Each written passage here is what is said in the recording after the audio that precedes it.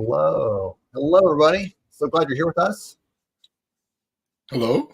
All right. Are you still getting the audio in the background? Okay, one sec. We're hearing things. Ben. We're here on our end. Okay. That's weird. Okay. Hey, everybody. Glad you're here with us. And we've just done this for the first time today. This is our first time kicking off ever. Many people wouldn't know that this is a 5-year conversation that's been going on with live streams. So technology. Goodness. Oh, so George and I were here, and I couldn't tell if y'all were, but the video's to kick off when we come on, and that didn't do that. So, hey, everybody, glad you're here with us. Looking forward to the session today. George and I are excited to talk about learning and supporting our people and helping them grow and be and do their best work. It's going to be incredible. George, I'm glad you're here with me, my friends, and looking forward to this. We have some really good things planned. So let's get into some of the quick housekeeping things, because we've got a great set of sessions coming along and want to make sure everybody enjoys this. So if you find the stream and you had not signed up, you just clicked in today and overlooked my fun little issue with the audio there at the beginning, you can sign up for this, get your credits, get all that good stuff at the link here at the bottom of the screen. You can go and do that, and you can come right back to us. That way you're eligible for prizes, all the other good stuff. So we'll be giving that away as we go. So I'm going to go ahead and jump in and share a couple of things. So we're so pumped to be here for this. It's going to be a great session. We have a great set of sponsors and partners working with us on the event. You'll be hearing from some of them today as we go through, and we're really thrilled to talk about how we can help our people excel at work. That's really the key of this today, is to talk through some of those things, give you some data, some stories, some research and evidence on that, and make it all practical. So a couple of quick things. Number one, if you've never been on a live stream with us before, welcome. We're so glad you're here. If you are back. Welcome to that warm embrace that we've got for you. So one of the things that we do is we do a ton of giveaways. So if you're chiming in, you're staying engaged, talk about your experiences, ask questions, share comments on the speaker's thoughts, things like that. Stay engaged. At the end, we have a section of the agenda set aside just to give things away. So we'll be doing that towards the end. So stay chimed in, stay plugged in throughout the event. We'll have HRCI and SHRM credits we'll be sharing out after the event. So stay tuned for those as well. And then if you have issues, we prefer you to join on LinkedIn, but sometimes that has hiccups, that has challenges, even for us. And so if you have to, you can jump to the link for Facebook or YouTube. We'll make sure and drop that in the notes here, the comments. You should have that in your email as well if you joined from the link there, but just to make sure everybody has those, we'll get that to you. And that's sort of what we're about today. So here is what we're going to cover for our time together. So we're going to kick off with our keynote panel. Great conversation with Ben Seeke and Terry Lewis to hear about what they're thinking about, what they're prioritizing as people leaders on the learning and the HR side. Kind of a fun dual conversation there. Then we'll get into a couple different conversations with Glider AI, BetterWorks, Cornerstone on different aspects of understanding our people, knowing what their skills are about, developing them to be their best. And at the end today, George and I will go through and share some of the research we've been gathering around this to help you see how leaders like you are thinking about this, what they're prioritizing, what their biggest challenges are when it comes to learning, as well as we'll look at some of the data on the workforce side, how they're thinking about this, what their struggles are when it comes to development, how they feel about work, and how things like whether they get the right amount of training or not affect their intent to stay in their job. You can probably guess what that's going to mean, but we'll hold on the actual stats on that for a little bit. So at the end of the day, we'll give you some data, some stats, make that relevant for all of you. So you walk out of here with some good stories, some good ideas, some good ways of putting this into practice with all of your people. Because when push comes to shove, if we asked you point blank, all of us want to take care of the workforce we're trying to serve. And it's our job to help you do that with some of the research we pulled together. All right. So, and thank goodness for George. He's over here like sharing the comments. As you see, we'd love for you to chime in, whether you're watching us on YouTube, you're watching us on Facebook, you're watching us on LinkedIn. Chime in. We'll make you part of the conversation today as we go through this, because this is about supporting the community, making you part of this bigger conversation. We don't want to talk just at you the whole time. We want to talk with you, and just like a friend would. So George, I've talked at them for a little bit and sort of at you too. Anything else that I haven't shared, or anything that you're looking forward to, especially today when it comes to this, or sharing some of the research? I know we've been going over some of the things behind the scenes. What are your thoughts on that? I think I'm always excited. I love these live streams. I love the interaction. A lot of our HR Summer School alumni here in the chat already, chatting it up and commenting. For those who are new and have never experienced a live stream that we put on, you'll see it in the comments if you haven't already noticed. The comments will go fast, and so I would like to encourage people: don't try to get stuck on one thing. You'll get lost in the midst of the shuffle. But there's such a great opportunity of connecting. And it's truly our heart, really, to connect, inspire, and educate through these live streams. And so I'm excited, as always, to see the chat flowing. As always, when we're introducing our speakers, make sure you like and love and let the hearts and the likes flow on your screens. That does us wonders. That let us know, one, that you are there and you're interacting with us as well. And so we're excited. I'm excited. Great sponsors today. So I want to thank the sponsors as well. That are here with us with Atana, Glider, and BetterWorks. I'm so excited about that.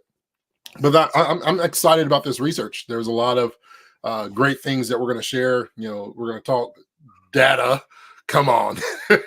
Everybody knows how Principal Ben feels about the data. So we're going to talk a lot of research and on this learner. And there's a lot of things that really have been intriguing me. At the end, we're going to talk a little bit about that, especially in the DEI space, the untouchable things that we're touching, but some of us are pushing away. That conversation is intriguing to me as well.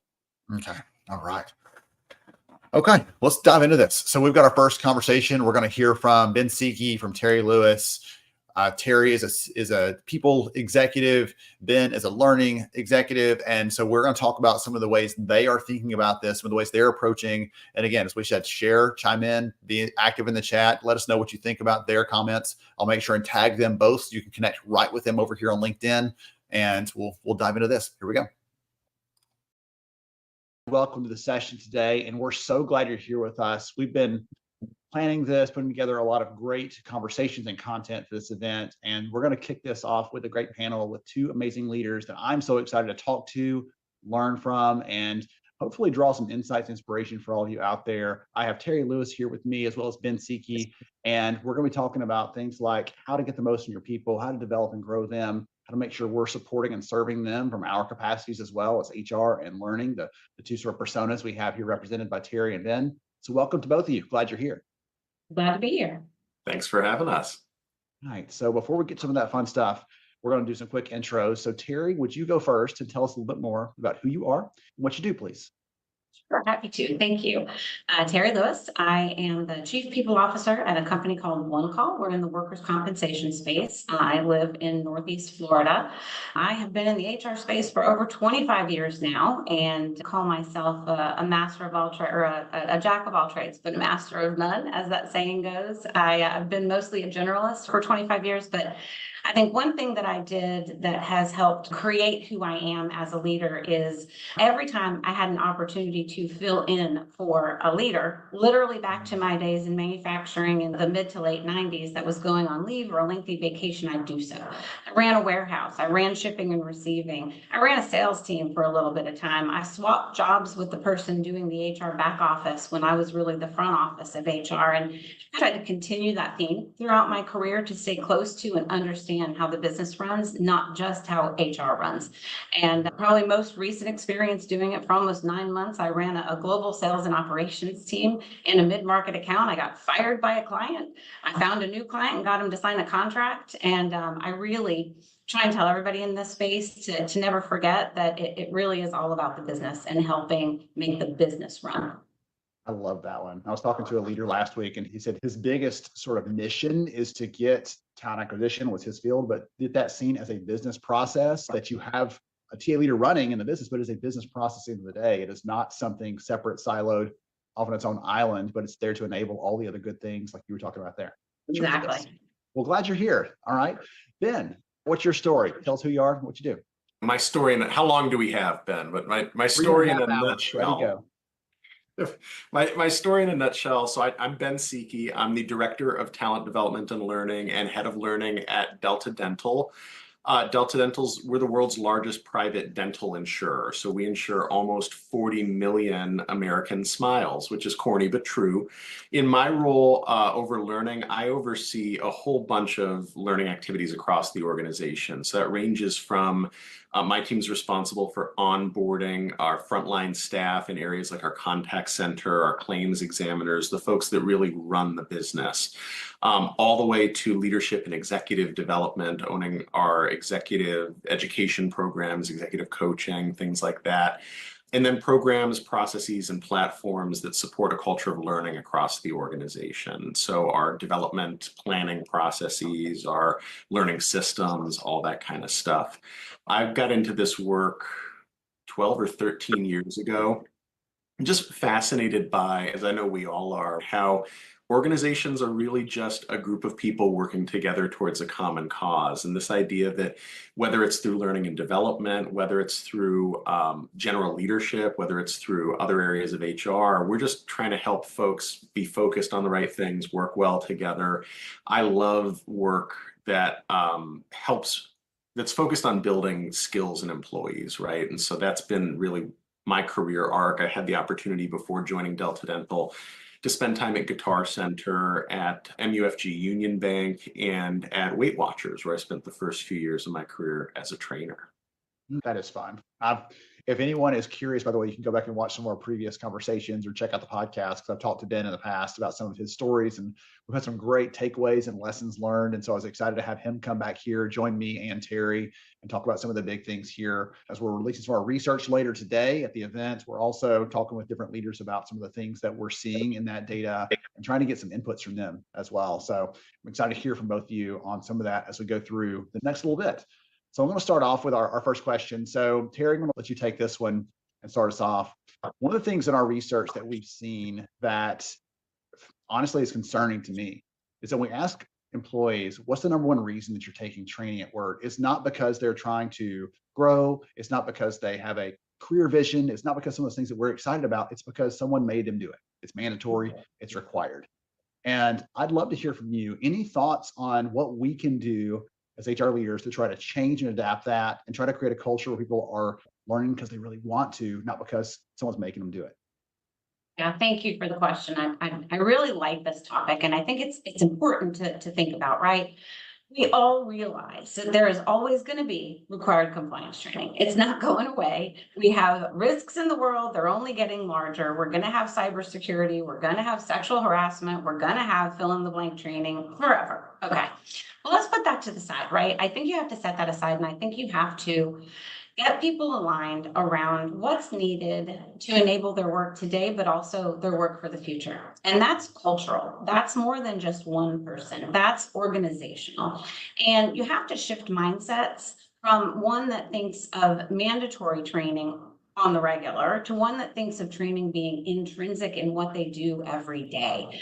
And how do you do that? Well, it's not going to be exactly the same for everybody, but as I was thinking through this question, I focused on 5 or 6 key areas that I think are common that we can all align around. So first, you have to have leadership buy-in and commitment. Your leaders have to be on board with this. The visible support of your leaders to help people make the time to do this pays dividends in the organization. And that visible support will also help create what I think of as number 2, which is creating then a culture of continuous learning. Formal learning, informal learning, you need it all. From a brown bag lunch to a formal training in a training center with an instructor in front of the room, you need it embedded everywhere. You also, my third item here is you need to make your training engaging. You need to make it relevant. You need to embed it into the work environment. No one wants to listen to a talking head all day. We've all had the boring stuff, right? You have to research adult learning modalities, adult learning methodologies. You have to incorporate real case studies. It has to be relevant to what you're doing. You have to make it easy, right? I think number 4, you have to call it out. You have to recognize people. You have to reward them for doing this stuff. You have to publicly acknowledge that it's expected and that it helps you grow your career and help the organization succeed. Fifth, you have to make sure that you're aligning that training with individual goals and career paths. So you talked earlier in the question about people don't see it that way. You have to make it obvious. There has to be a career path that embeds it along the way, and that you then reward and recognize stuff I've already talked about, the people that are growing and developing, by helping them with their career pathing and advertising that and rewarding it. And then finally, you have to make it accessible and you have to be flexible. You have to offer a variety of learning formats, online, micro learning, in-person workshops. I love it when it's embedded in the system that you're using as things are changing. And you have to figure out, and it's not always possible, but how can employees access training materials on their own time and on their own devices? So those are some key areas that I think about when I think about that question, and ways to make this better than just your standard compliance training. I think Ben's going to get a crick in his neck from like cheering over there. I didn't see a Right, fist I pump, mean- but it was close, I think. Look, we should bottle this and send it to organizations across the country, Terry, right? Because 1,000%, I loved, you called out creating time and space for it. One of the biggest obstacles we have is there, and you called out culture change, this idea that the compliance training, that's required, and this other stuff is extra. We'd like to do it if we have time. It's nice if we do it, but really shifting it to, it's an organizational imperative, just like so many other parts of our work, and it requires dedication, it requires intention, it requires time and resources. So very well said. Thank you. I guess one other point that I'd probably add in is it has to be for everybody, right? Don't focus on one job. Don't focus on one function. I think it's important that your culture of learning applies to everybody that works for your organization. Yes, absolutely. That's one of the other questions we actually saw in the data. We said, how is learning positioned in your business? Is it for leaders only? Is it for high performers only? Is it just for the new joiners, or is it for everyone? And you see different pockets of employees responding differently about that. Obviously, we want them to see it. This is for everybody. The accessibility piece you mentioned, Terry, like this ties in for all of us. And I'm not limited from that because I was 1 point shy of my performance eval, or I've been here for long enough that I'm off the track and I took the training wheels off and good luck, sucker. No, there's so much more that I can learn and can continue to long term. So I love the position there that you put those pieces together. A big part of the value that HR in general and the learning function adds is advocating for those employees that can sometimes get overlooked in these things. Leaders, and I mean, all of us are like this, we have a bias towards the people, the parts of the organizations that we interact with all the time, right? I've seen this in many organizations where executives will often be very focused on executive development. Why? They're executives, they're interacting with executives, they're very happy to sponsor leadership development. And it's not that they're uninterested in sponsoring learning for other groups, it's that not all those other groups are always very visible to them. And that's where we have a good opportunity to advocate and remind folks, like, our entire organization needs to be learning and growing, right? Absolutely. Today's new hire could be tomorrow's future leader, right? They could grow with us for 5, 10, 20 years. We have an important voice in that conversation. Excellent. Excellent. Okay, so there's our casting a vision. And if for all of you out there, if that didn't get you fired up yet, then I'm sure we will in some of these future questions. But that one got me all pumped because we have some good, solid things already to hook into practically to start thinking about how to make this go. So Ben, I'm going to toss this next question to you. One of the conversations on LinkedIn on a regular basis, we're streaming on LinkedIn right now. Hi, everybody. And one of the things that you see in almost every conversation that's happening out there, some flavor of it, is the importance of skills, whether it's we've got to acquire skills, we've got to develop skills, we've got to have a skills intelligence, skills mapping, skills analytic, like all the different things. Let's put skills with some other word and make it go. What is your thoughts on this? Is this a new thing? Is this a repackaged thing? Is this something, another fad passing us by? What's your thought on that? I'm giving you free reign here with whatever you want to share. It's a great question. So, and you asked a bunch of questions in there. So I certainly did, which is terrible, but go for it. No, they're great questions, right? And there's a lot that goes into this. So one of the questions in there, are they new? They're not new, right? We've been talking about KSAs, knowledge, skills, and abilities for a long time. They certainly are the hottest topic in the learning space right now. They're the hottest topic in the talent space right now. Across HR, people are talking about skills. And I think they're very important. Like so many other things, the hottest topic today doesn't necessarily replace the things we were talking about before, and it doesn't take away from how important skills were in the past, how important they are now, how important they are in the future. I'm thankful that we're focusing on skills, probably for reasons that are obvious to a lot of folks on this call, but I'll call them out. From a talent management standpoint, it's important to be able to look beyond simply what is this person's job. We all have skills and we all have experiences and things in our background that go beyond what my title is. So if you're trying to figure out, in my organization, we're trying to stand up this new business unit, or we're undertaking this project that requires this certain set of skills, it's important for organizations to have visibility into who has those things beyond just, oh, I figure Terry probably knows this because this is her title. I feel like Ben's been doing this job for a while. Here's what we know about him. From a learning standpoint, there's an opportunity when you're doing skills-based learning to break down the learning into smaller pieces than you would if you were just doing learning on a role basis. I once heard someone say, and comment this if it was you who said this, I'm certainly stealing someone else's quote, that skills are the currency of learning. And they are, right? If you're learning a job, what is that? What's that job? It's knowledge, skills, and abilities. It's all these pieces. What's cool about looking at learning, if you're a learning professional, if you're responsible for learning, looking at learning through the lens of skills, is skills touch many different roles, and skills are smaller. And that, I don't say smaller like they're less work, but you can build a program around building a certain skill that is often quicker to build. It's often more widely useful across an organization because many people may have those skills. And what's also cool about skills is because skills are often so transferable. I said the word build, however you get your learning content and programs, right? Whether it is, Terry was talking earlier about formal learning, if you're building programs, if you're sourcing things through vendors, if you're doing social or experiential learning, right? With stretch assignments, partnering with folks that know this stuff, you have a lot of flexibility on how people gain skills because they can learn those through things that might not be directly applicable to their job as a whole, but the way they use that skill is applicable to their job, if that makes sense. So I'm a big fan of skills, even though it's not new. I buy into the hype. I've heard people say, oh, it was competencies in the past, it's skills now.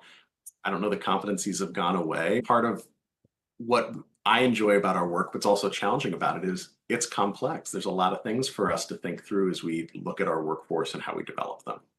I couldn't agree more. And I love the point about it. It was competencies before, it's skills today. I think it's both all the time. And I think it's how you define them. And one thing about the focus on skills is, I think if you get it right, it really is applicable across an entire workforce. And in many companies, I think you get feedback that the entry level folks or the more junior employees feel left out in some of this.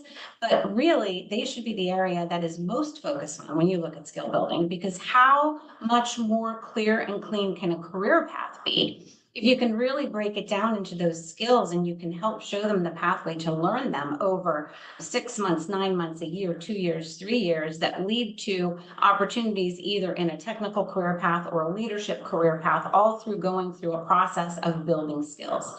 So I think that language is very relevant. But then I also say you'd have to layer on the competency pieces, because for me, the way I think about competencies has more to do with the soft skills that you have to build as you continue along in your career.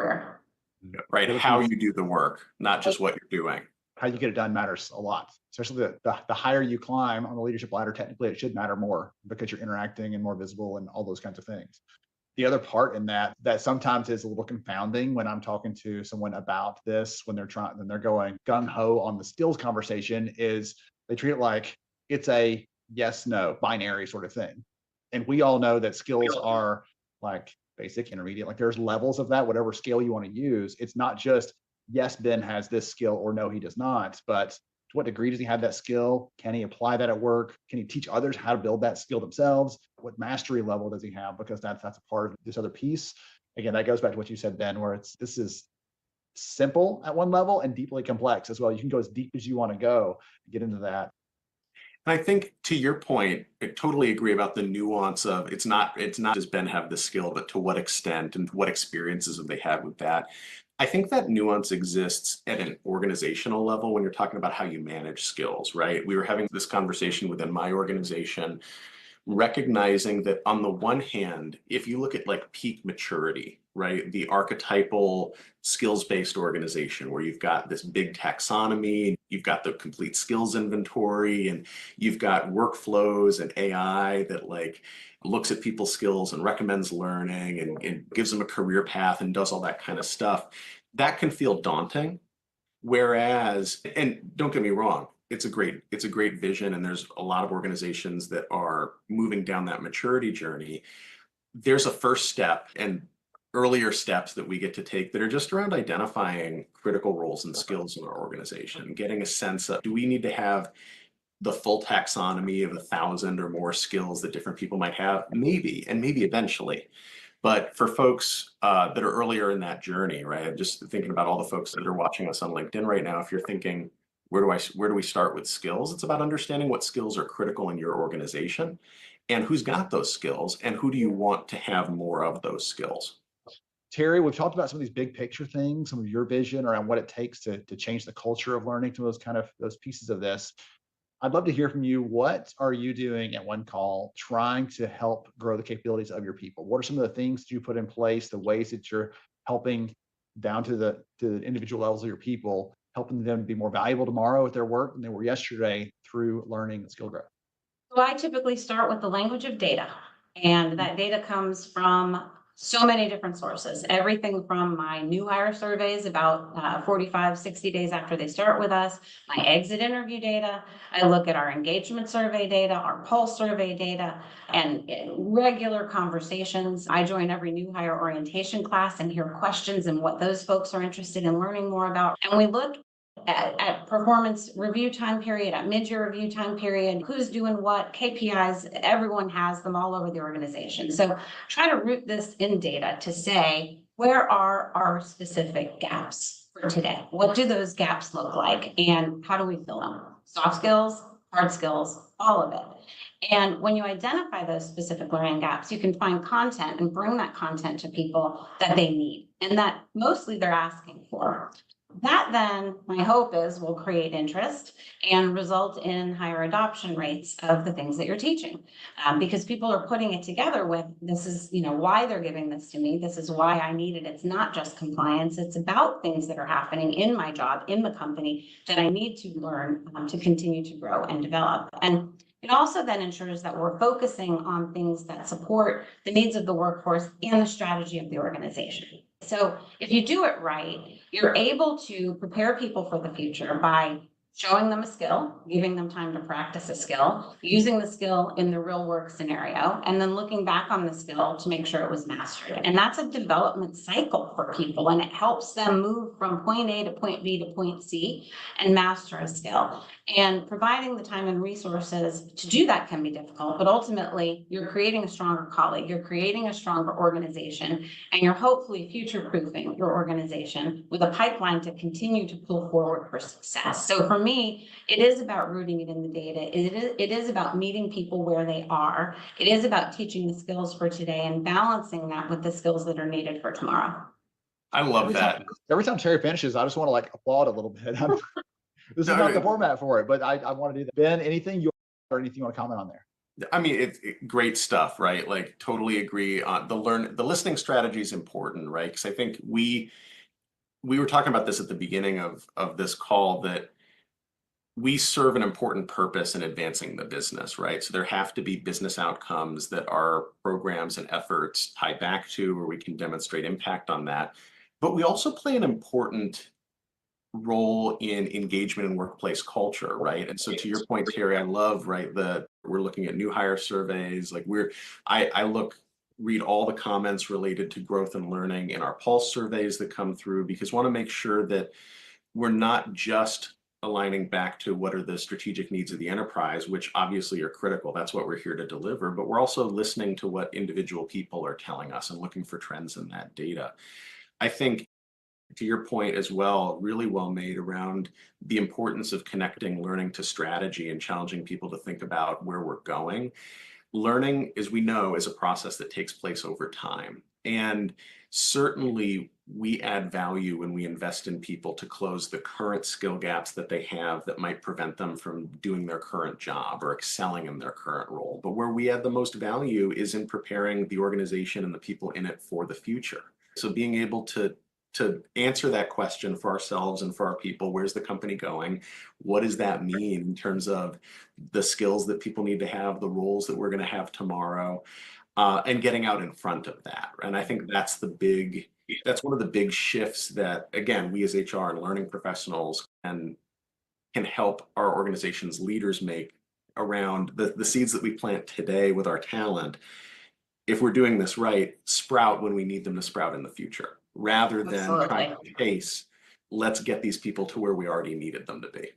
And it's a constant planning balance, right? Training for today, teaching people for today while balancing for tomorrow before you need it in some cases, when you need it in some cases. So it really is a perpetual strategic planning cycle when it comes to preparation of your workforce. The book Upstream, I quote it quite often, but they're like, we often are rewarded in any function, not just HR and learning, but any function, you're rewarded for putting out fires. But for all the fires you prevented, there's no fanfare, there's no applause, there's no celebration. But to your point, to both of you, as you're sharing this, you're thinking like, oh, we identified the skills gap. It's costing us X in revenue. We've got to close this on the sales team to get us back up where we need to be. Oh, good job. Celebrate. It could be a whole other live stream, right? You create the hero mentality, and when you stop rewarding the hero mentality, you get people like we could do a whole nother hour on it. Well, I was going to say though, but the other piece of that is, if you are planning in advance, you are working towards that. You identify something from a survey. Hey, we're not confident in this new direction of the product. Help us get up to speed on that. And you do that without anyone realizing there was an impact to the revenue negatively before. Like, there's no celebration, even though both of those are laudable, wonderful accomplishments that are meeting the goals you're both talking about, moving the organization forward and enabling every single individual you touch with this learning to be their best and do their best work. So that's the part that I think about when we talk about those pieces, developing for today and for tomorrow, because you never know when tomorrow is going to be like, hey, I'm here, I'm knocking at the door, ready for, hopefully you got people ready for whatever they need to be, because it's time to reform. So I think that to me is why it's so important, that we have good measurement practices in place, that we're really keeping track of what's the impact we have as a function, how our program's performing, and that's aligned back to real business outcomes, and that we own the narrative and tell our story about that, because people might not come and applaud you for the fires that never started, but you can certainly tell the story of, right, remember how a couple of years ago we were here and we were saying we need to be here. We're here, right? We should be the ones, and not just in a self-serving, self-aggrandizing way, but one that gives credit to our teams. And the selfish part of that is making sure we continue to get our work sponsored and funded when we are having an impact, right? That's the danger of doing so well that people don't realize how well you're doing. Yes, as Terry said, this could be a whole other hour just for this portion of it. So one of the things that's top of mind for me, I'm actually going, a friend of mine is an HR leader at the #1 mid-sized company to work for in the entire US. And that's pretty cool. They're based here in Huntsville. And so she had asked me, they do their regular, I think Terry used the term like brown bag lunch, doing the lunch and learn sort of things.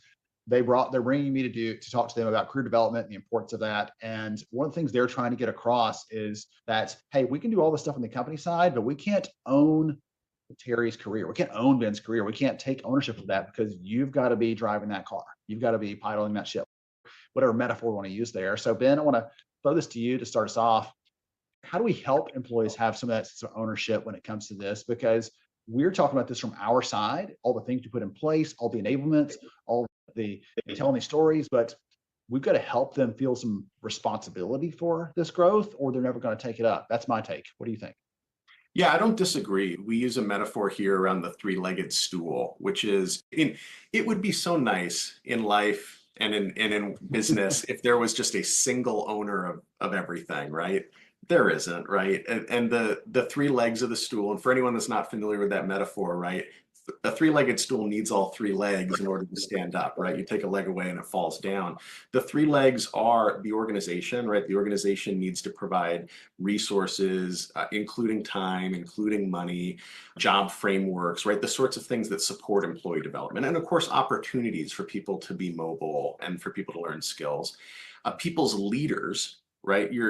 My leader has a critical role in supporting my development. And then to your point, Ben, so do I, right? I would hate to feel like someone besides me was in the driver's seat of my career. I have to be in the front seat of the car, right? Who knows better than me what my goals are, what I'm good at, where I see myself in a few years. But if I don't have, if I take any one of those legs away, something goes wrong. If I'm not in the conversation, how would the organization know what might be a good fit for me? They might know that from looking at my resume, but they're not going to know that in terms of where I want to go, what I'm passionate about, what I'm interested in, when I'm going to retire, any of those kinds of things.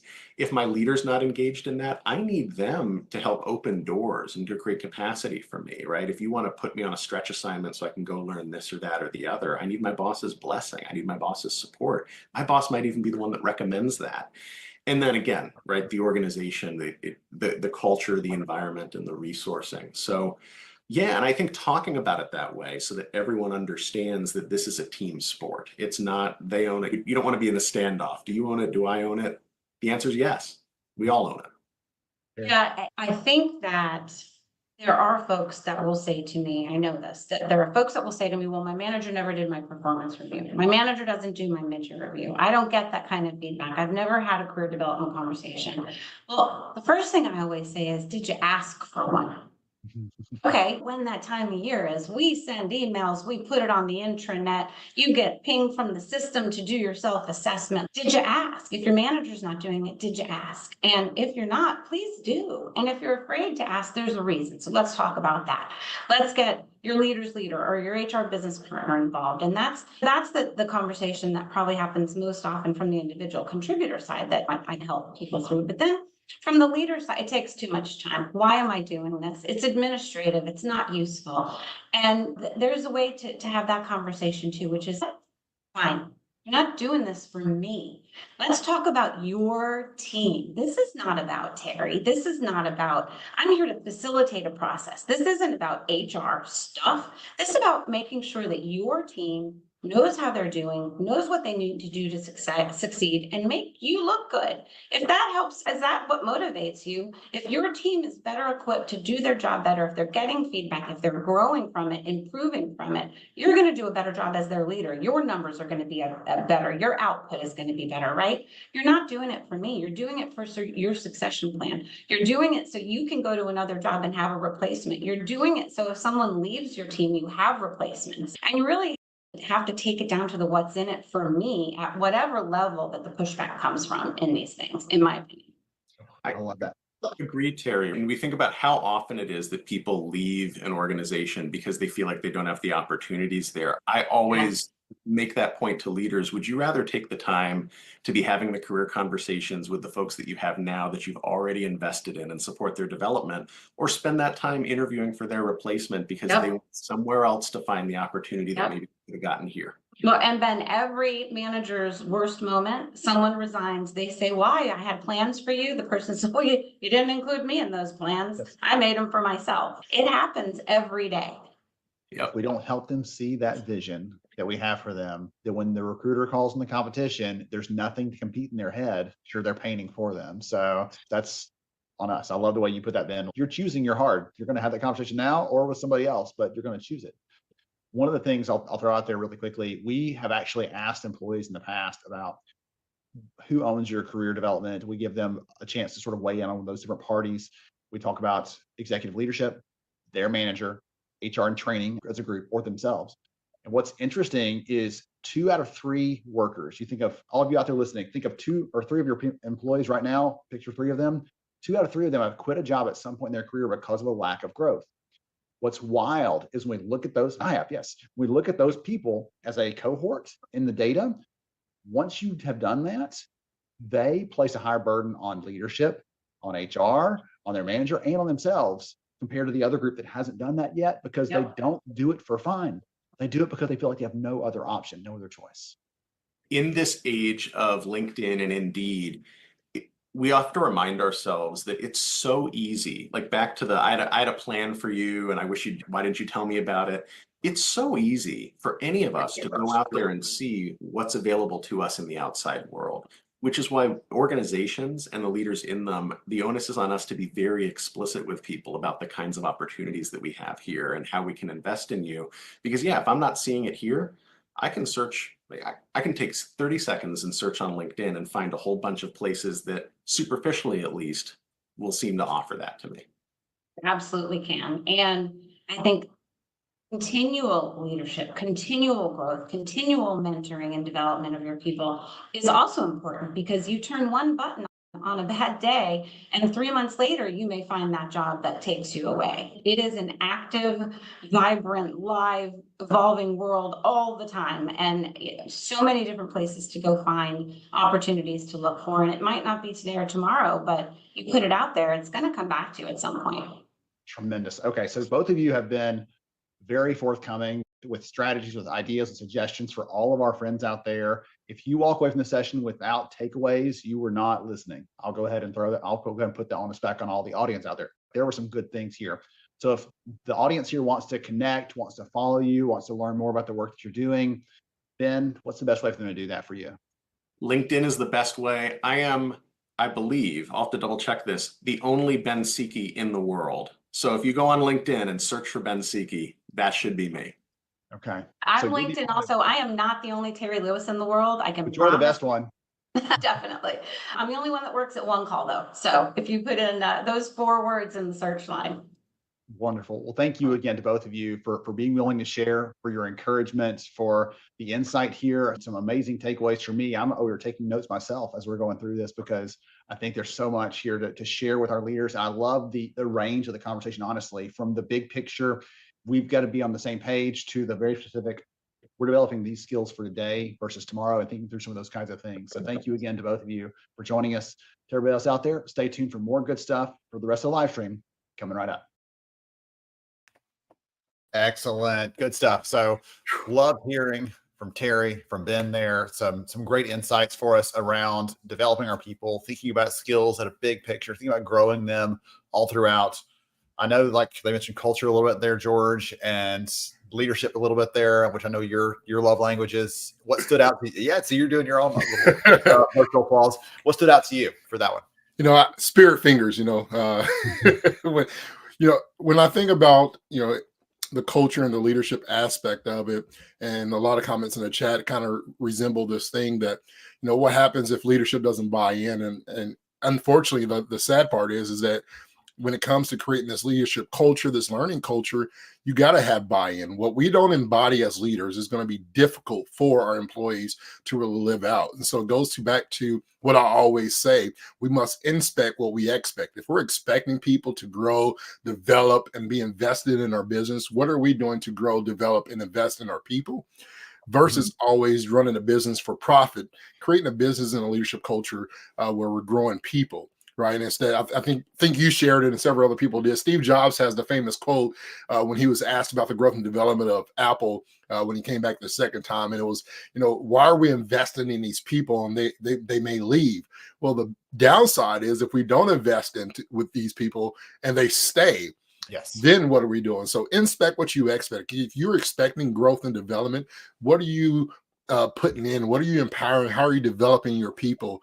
And so what if they leave? As leadership, for me, when I think about leadership, Ben, I think about how can I influence, grow, love, show grace and trust to the person that I have, whether it's for 3 weeks or whether it's for 3 years or 3 centuries. I hope that's not the case, but if somebody stays around for that long, so be it. Our job as leadership is to create the very thing that we desire to see. And a lot of that has to deal with cross-skilling, reskilling, upskilling, or just developing skills in general. Yes, 100%. Well, I flagged this comment here. I can't tell who it is to give you a shout out. LinkedIn's privacy settings on your profile are set, so I can't see who you are. But this comment someone made ties into this so well. They said, if you don't feel like you're appreciated or valued, you kind of like separate yourself emotionally from your employer.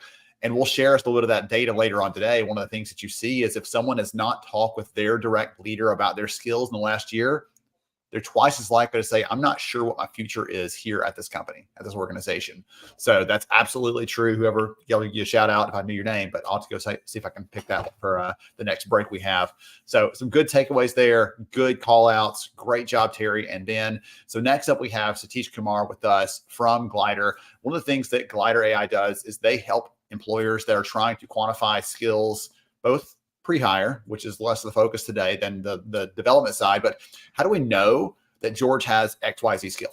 How do we prove that? How do we test that? How do we do that without being biased, without influencing that negatively? How do we prove that? And so we'll hear from Satish some of the value of really having a clear vision of skills, understanding how that fits in, and some of the things they're doing to help companies solve for that in a really creative sort of way with the technology. So here we go. Hey everyone, welcome to another session here at the live stream. I know you've been taking some good notes, learned some good things, and I'm excited for this session because you're going to continue that trend. We're going to get some good takeaways here from Satish over at Glider AI, hear how they're working to help employers really validate, understand skills at a tangible level, not just talking about it, but really doing it in a powerful way. So Satish, welcome. Glad to have you. Thank you, and glad to be in the session as well. Absolutely. So before we get to some of the fun stuff, we're going to talk about how you're supporting your customers on this front and some of the things that are your perspective on skills at work. Tell us a little more about who you are, what you do, please. Absolutely. I'm Satish Kumar, CEO and co-founder of Glider AI. My mission at Glider AI is to make hiring fair and opportunity accessible. I work with companies and teams to bring innovation to our product, to bring a skill-based hiring and retention to life. And that is what I define as Glider AI skill validation platform. We leverage AI and automation to help bring a scale to skills for enterprise and high growth companies.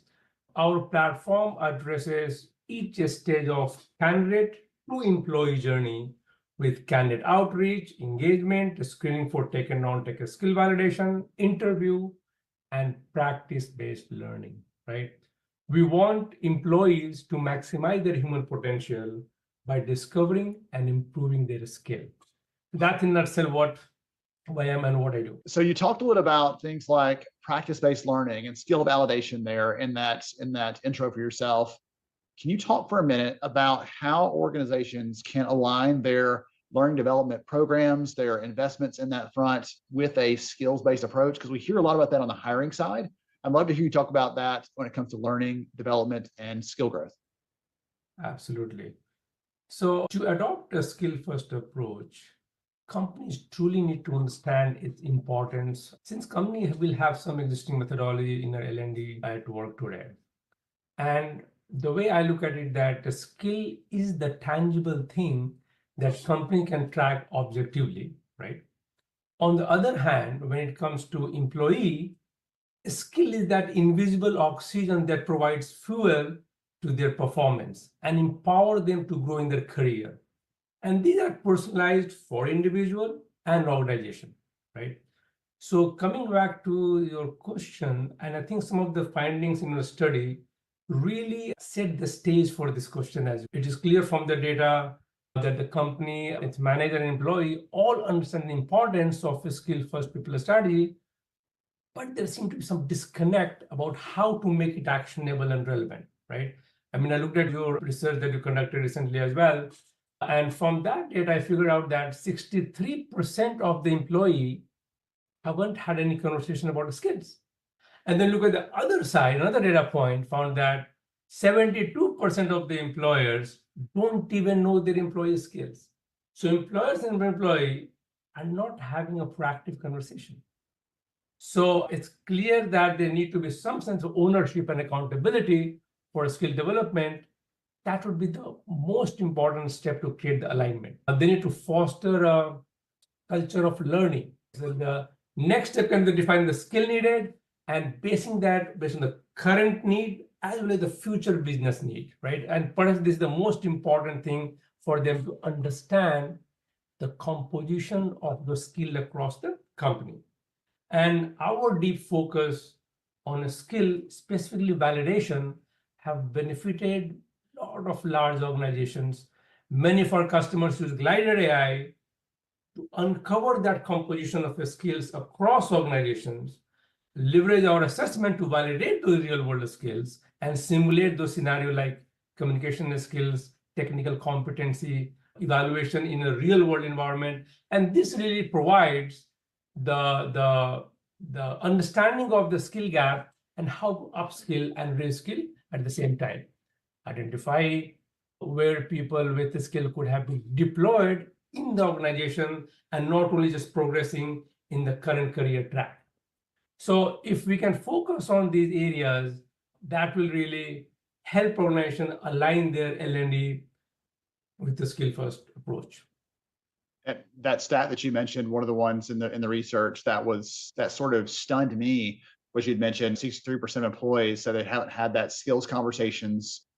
And what we see in the data is that's telling in itself. But we start cross-referencing that with other things, you start to see those employees who haven't had those conversations are much more likely to say, I don't have a clear future here. I'm not sure what my next opportunity is. I'm not sure if my company cares about the skills I'm supposed to be developing or has plans for me long term. And we employers out there, all my friends out there, I'm talking to you, those people are saying, why aren't people engaged? Why aren't people connected? Why aren't they, seeing this positive future? And when those things are, that's an example of one reason why they're not. If they don't have those conversations and someone's not helping them see how their skills align with the direction of the company, they're not going to magically do it themselves. They need the company to help along that front. And that's, I love the tie in there you have with a bigger skills-based approach that makes it very tangible to every single employee. Absolutely. Absolutely. Okay, so you mentioned a minute ago that Glider is helping employers to make these skills visible, make them tangible through some of the things you're doing there. So what are you seeing as the best practices for identifying, for assessing the right skills? Because there are so many different roles, so many different types of skills. It's easy to get overwhelmed with that. What are you seeing as the best practice or the recommendation you would share to start down that path for employers that haven't done it yet? Sure. So what we have seen in our customer base is that the most successful skill-based organizations are the companies that look at the skill across the entire journey from recruiting to retention, right? And you did mention that you've seen a lot of focus on the talent acquisition side, but in the talent management side, we want to understand how it fits well. So if you look at holistically, it makes a lot more sense from recruiting to retention. Now, to get started, the first thing we want to do is align the skill with the business strategy. That's a very common thing to say, but a lot of companies still miss that part. Basically, you need to make sure that the skills you are identifying fit with the overall goal of the company. Now, I can lay out some of the practices and processes that our team goes through when working with our clients to ensure that the skill-first approach to aligning the job with the skill and the skill with the job remains there. So to guide the step by step, right? The first step could be identifying the skill needed based on the business objective and align that role based on those skills need, right? This ensures that the roles and the respective skills contribute to the long-term success. But then you have to engage the functional leaders to understand the specific skill needed across different teams and projects. And this uncovers the nuances for the roles and skill requirement, right? And this is a critical step to ensure that the accurate skills role mapping is completed. Now, you can break down the job roles into competencies. So you know that the technical, behavioral, leadership skill needed for the role to be successful are there, right? And the Glider can automatically identify these skills based on the job requirement. And then the real part comes the validation of the skills. Glider customer leverage our assessments to validate whether talent possesses those skills to do the job today, but also emerging skills to support future business needs. And it is important that the assessment criteria is vetted by experts for fairness, reliability, and validity, right? And further, AI can help you confirm the skill integrity because now you're processing a large set of data to understand how people are responding to different skill and competency level. But at the same time, we also want to make sure that these attempts are indeed genuine and people are not using unfair means to show you the competency that they might not possess. So The technology can help you achieve all these tasks to much deeper way than possible otherwise by humans. And one last point I wanted to call out that we do need to measure the impact, right? You can link the skill to the KPIs, key performance indicators, and track metrics like productivity gain, right? For the TA time to fill open roles, and how effectively employees are applying the skills to their jobs. This will help you understand which skill is driving the performance. So the last part is very important. People deploy different technology, process, methodology, but if they are not tracking the KPI objectively, which really what business is looking for, impact of those initiatives. And that's where the key focus should be. As you're sharing that, one of the things that you said really stuck out to me around fairness and understanding and make sure this is the thing the person can actually do. I was having a conversation with some leaders earlier this week. We're talking about some of the new AI tools, ChatGPT and others, and how people are using that and passing that off as their own work. Increasingly, I know in the hiring process, a lot of the tools that y'all have built helps companies to make sure people are being fair. They're taking the test, they're showing their true performance, and you can measure them on those things. But I don't see this conversation happening as often when it comes to people who are already on staff. Thinking about how do I make sure that we're validating that skill that Satish is showing us he can do this thing in an assessment as an employee already. We're trying to test a skill out. You see that happening pre-hire where someone's trying to get the job, but you don't see that as often, the conversation around that. So I think some of the stuff that y'all have done on that front around the auto proctoring and some of the AI pieces around that are really helpful for employers that want some more confidence in their direction when it comes to that skill piece. So I'll add one more part there that typically companies have done this rote evaluation. They're trying to understand their knowledge, but today what matters is their ability to be able to do the real world task, right? Knowledge today can be, I can query OpenAI and get the answer, whatever I need. That's not the point. Like, can you apply that knowledge to your day-to-day job? And to be able to assess that is the critical piece here. And the way we differentiate when we work with organizations that, hey, can we simulate the real world task that your employee will actually be performing? And that will give you much more deeper confidence in their competency to be able to be successful. Absolutely. Absolutely. Any of us can Google an answer. It's a different thing to have to do it and put it in practice in real life and make sure that level of knowledge is a deeper thing. So, all right. So the last thing I wanted to ask you about today, because we're talking a lot about some of the skills, really having a clear picture of that, having something that we can depend on as employers and not just look at skill inferences and things like that, but real actual data that's validated. What sort of strategies do you think companies should be using to upskill, reskill their people? You talked about from hiring to retention, and this is the part I think that connects that retention piece. What are your thoughts on that, and how can companies do that better? So on that note, I always say my customer that unless you track something, you can't improve, right? So one of the fair way would be that set a benchmark of where you stand today in terms of your skill mix, the skill mix in organization and the competency level, so that with each incoming employee, you can try to understand and raise the bar further, right? So for me, this is skill first means people first. People are dynamic in the organization, and a skill first strategy need to be equally dynamic, not static, but really evolving. And I shared some of this earlier already. I believe that a skill first strategy to be successful, it needs to be meaningful so that it makes difference, aligned with the company goals. It needs to be relevant to your people, right? A skill must align to business goals, but also to what your people want. It needs to be practical so that a skill can be applied to address the company need, the one that talked earlier, the real world evaluation, right? And most importantly, there needs to be accountability, right?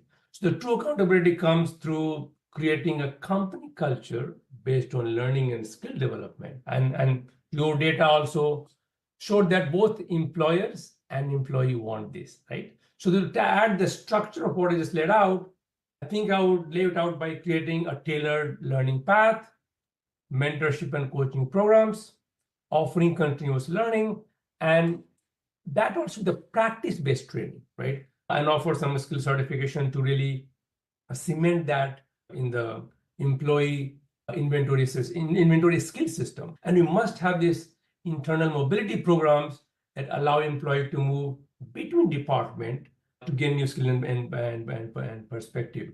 One of the things in the L&D department I strongly encourage is to identify those transferable skills that are more generic in nature and give them opportunity to excel and explore other part of the department. Typically, new requisitions come and people try to just source from outside, but there's so much potential available inside the organization that is left untouched.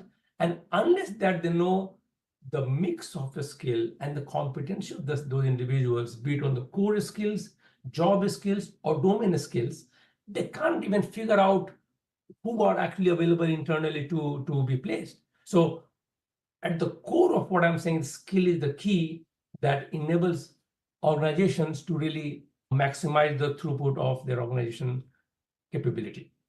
The other piece that I came back to is I remember many, many years ago during the early days of my training in university and then for my certifications in HR, they really hammered home with this concept of transfer of training. When you're doing learning, anything in the learning context, whether it's mentoring, it's a training course, anything like that, the more closely you can have it mimic the real world, what it looks like, the better. And you talked about practice-based learning and give people a chance to learn experientially, because we see in the research that people primarily learn experientially.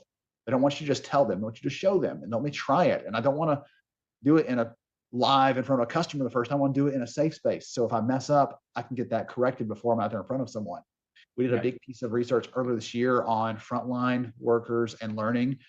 And one of the biggest reasons, other than their shifts and schedules being difficult to work with, the biggest reason for many of those workers that prevented them from learning at work was, I don't have a chance to practice or try this skill before I have to do it in real life. So there's some good things tied in from the data that are backing up what you're sharing here and emphasizing how important this is to the workforce, to the learners out there that we are supposed to be serving as HR and talent and learning leaders across the board. So if someone wants to, and I'm so much excited to be working with a lot of HR and L&D leaders today who are really progressive. They want to make a difference, and today tools and technology are available to make that happen. And Glider is at forefront of that already. So if someone wants to hear more about Glider AI and the work that you and the team are doing to help employers to get a clearer view of their skills, both pre-hire, post-hire, as they're going through all these sorts of things, what's the best way for them to connect? Oh, absolutely. They can reach out to me directly as well. I'll share my email openly. It's satish@glider.ai, or they can reach out to website glider.ai and explore the product, solution, and resources. And they can reach out to us through that medium as well. Okay, perfect. I'll make sure and get the link into the comments here so one can click right over, check out Glider, learn more about the work you and the team are doing. I appreciate you so much for joining us, for sharing your passion on helping companies get a better handle on their skills, because it helps us to serve all the people better. Thank you for joining us. Thank you very much, Ben. Appreciate it. Right, good stuff, man. George, I'm not gonna say anything. that was a lot. There was a lot of great things I got in there. You just asked a question, Ben, and I know our friend Chris is in this conversation as well in the chat about the learning agility and ways that we could, really assess, because everything when it comes to business, especially for the CFO, and any money been spent, what's the ROI? How are we measuring these things, right? And one of the things that we did when we had our retail stores is we did what I call like the 360 assessment, right? So we did feedback within the organization that was a full assessment of employees, the managers, peers, direct reports, right? And then how's this influencing our clientele, our customers, people that were coming in. So we'll do a random survey on that so we can get a full perspective of it. One of the things that I enjoy, and this ties back into like my definition of culture, feel, believe, behave, is really identifying some of those behavior and role-playing type scenarios where you're assessing that ongoing development through, I hate the word interviews, but one-on-ones or huddles or recaps and things of that nature. Just two things that I thought was very important, especially when it comes to developing those things. When we try to reskill, upskill, I think that role-playing role that we can do within the workplace scenarios is critical to help that as well. I'm thinking about one of the comments that Nicole shared earlier is sometimes that we don't see our own things that we do well because it's just either a habit or it's something that comes to us more naturally. It's talent we're given. And so she was talking about how that's hard sometimes to pinpoint that. And that's why I'm always like, your 360 thing kind of hit that for me, George. Like, we've got to be getting input from other people around us. We've got to be giving that back to others. Hey, George, I saw you do this thing the other day. You may not realize it, but that was incredible because I don't have that skill. Next time that comes up, I'm going to bring you into that conversation because you're great at that. I literally have had that conversation with you in the last few months on certain things. And so that sort of thing, having others and hopefully having a leader that can speak into that for you, that's so powerful because you're like, oh yeah, I guess I do have that strength. And when you start realizing that, it also tells you, that's a strength, but I don't like it. Or that's a strength and I love doing that. Can I do some more of that? And you can start to shape and shift your culture or your career in that direction and what you're doing there. So good stuff there from Satish and the team at Glider. Appreciate him and the team for supporting the event. All right, we're going to go up to our next session. We have how to use performance to make the skills of people tangible. And I love this conversation with Jamie Aiken at BetterWorks because we're going to talk about performance and managing that and bringing out the best of our people and really trying to see what they're doing. It really is a good tie into this bigger conversation about making those things clear so we know if they're working towards the right things, developing themselves, and how the performance piece fits into this. So let's dive in with Jamie. I'm so glad you're here with us today. And we've been hearing some great sessions already, good thoughts, good ideas, good strategies around getting the most from our people and helping them be their best at work. And I'm so excited to have Jamie Aiken here with me from BetterWorks because Jamie, that's what she does every day. She's working with companies, helping them figure out how to maximize the performance of their people and get the most out of them and help people find some meaning and fulfillment in their work at the same time. So Jamie, welcome. Glad to have you.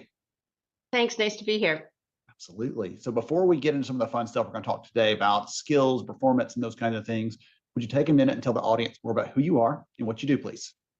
Absolutely. So Jamie Aiken, I'm the VP of HR Transformation at BetterWorks, and I come with 25 years as an HR practitioner. So I was mostly in the space of transformation and change, whether that be a business change, a cultural change, any sort of transformation. I seem to get pulled there in my career, and I love it because it's the space of innovation. And so you got it exactly right, Ben. I have the best job in the world. I get to talk to HR people every day, all day about what are the challenges that they're facing in their organizations, where they are wanting to take the employee and manager experience from where it is in their current place. And HR people love learning from HR people. So I get to share not only from my own experience, but also from what I'm seeing in the market.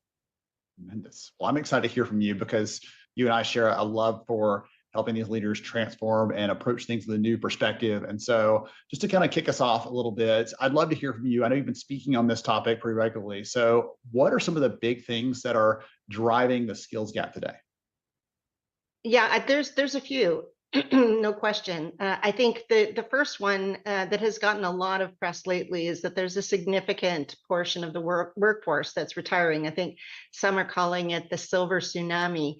Mm-hmm. And so the idea that we have this large part of our workplace that is leaving the workplace leaves some pretty big gaps in terms of skills and knowledge, frankly, in an organization. So I think that's one of the places where you're starting to see skills gaps come up, but also, and I would put this to the pandemic to a certain extent, that incoming workers aren't gaining the skills that they need at the same speed as previous generations. And it's not because they're not learning as fast. It's just that I think hybrid has, to a certain extent, gotten in the way of the speed in which folks were able to pick up on those skills in the past. And then, of course, we can't have a conversation without talking about AI, because AI is disrupting both businesses, but also roles and activities in an organization. So I think those three pieces, the silver tsunami, the incoming workers, and AI, are pretty big primary drivers of the skills gap today. So it's interesting. I actually was recording a podcast recently with a chief learning officer at a medical organization, and we're talking about that. And one of the things that's the grandiose title, I came up with it on the spot, was called the career cliff. But yeah, I'm thinking about all of these leaders all these individuals who are using all the AI tools to get a job and then in their jobs. And I think about it like when if you're working out building a muscle, if you're not lifting the weight to build that muscle, when I put a heavier thing on there, you can't lift it. And so those people that are using some of these AI tools, not just is it disrupting things overall, but if I become reliant and dependent on that, am I going to be able to make those higher level decisions, perform at that higher level if I'm not performing at the basic level and building those building blocks up to that one? So there's lots of different pieces tied into the AI piece, not just it's changing jobs right now as we speak. Some other things around the people that are doing it too. And I think on the opposite end of that scale are the folks that aren't using AI whatsoever. And it's just, so if you think about it in terms of that, there is a balance to be done, because there's learnings and efficiencies and innovation that can happen from employing AI in our roles as well. So I think we're seeing the gamut right now. I think over time, I mean, cell phones used to be one person out of 100 had one, and now novelty, yeah, right. So I think over time people will get more comfortable with it. But yeah, it's an interesting time for sure. Okay, so those are some of the big things that you're seeing as you're talking to employers and serving the landscape there. So what are companies doing to respond or compensate for some of these things that are happening? Because any one of those could be cause for alarm or concern, but all of them together create a little bit of chaos, I would imagine. Yeah, no question. And we just did a recent skill survey. Actually, it's coming out and will be available next week, asking a lot of different elements around skills. But one of the questions that we asked specifically is how are you dealing with this right now? And I was actually surprised. 80% of the organizations that responded said that they'd adjusted their job requirements. And when I say adjusted, they lowered their job requirements based on the lack of skills. So, that's going to have an impact. But here's the other thing: the notion of internal mobility and talent mobility has always been something that HR has been doing to either a greater or lesser extent. I see some organizations that have great fluidity in their talent mobility and great strategy around it, and others not so much. And I think those laggards around building out a strategy that says, how are we making sure that we are seeing the skills and the talent within the organization that we have before, number one, we go out and recruit to it. We may already have that. But then also, how are we using that knowledge to move our talent around the organization where it's needed most? That first stat you threw out there, around 80% of companies say that they're lowering the bar on some of those positions just to get people in the door. That's solving one problem, but it's creating another. Sometimes we do things in the moment because you're like, I don't have any other option. I've got to do this. Like when you make that hire because you've got a ticking clock, but they're not the highest quality person. This is the same sort of thing that's creates these issues down the line where we've got to develop them. We've got to manage the performance. And often we're not communicating that clearly down the line to everybody else to follow. Like we just got them in, we confirmed they accept the offer, and we stop there. And we don't say, hey, hiring manager, by the way, you're going to have to put extra time, extra mentoring, extra coaching, all along those things. What are your thoughts on that piece of it? Are you talking to leaders about that sort of compounding negative effect that's going to roll downhill? Well, it's interesting because I just had a conversation earlier this week about one organization that had sort of resigned to the notion that they had a lot of folks that were retiring out of their population. And then they were also confronting this issue.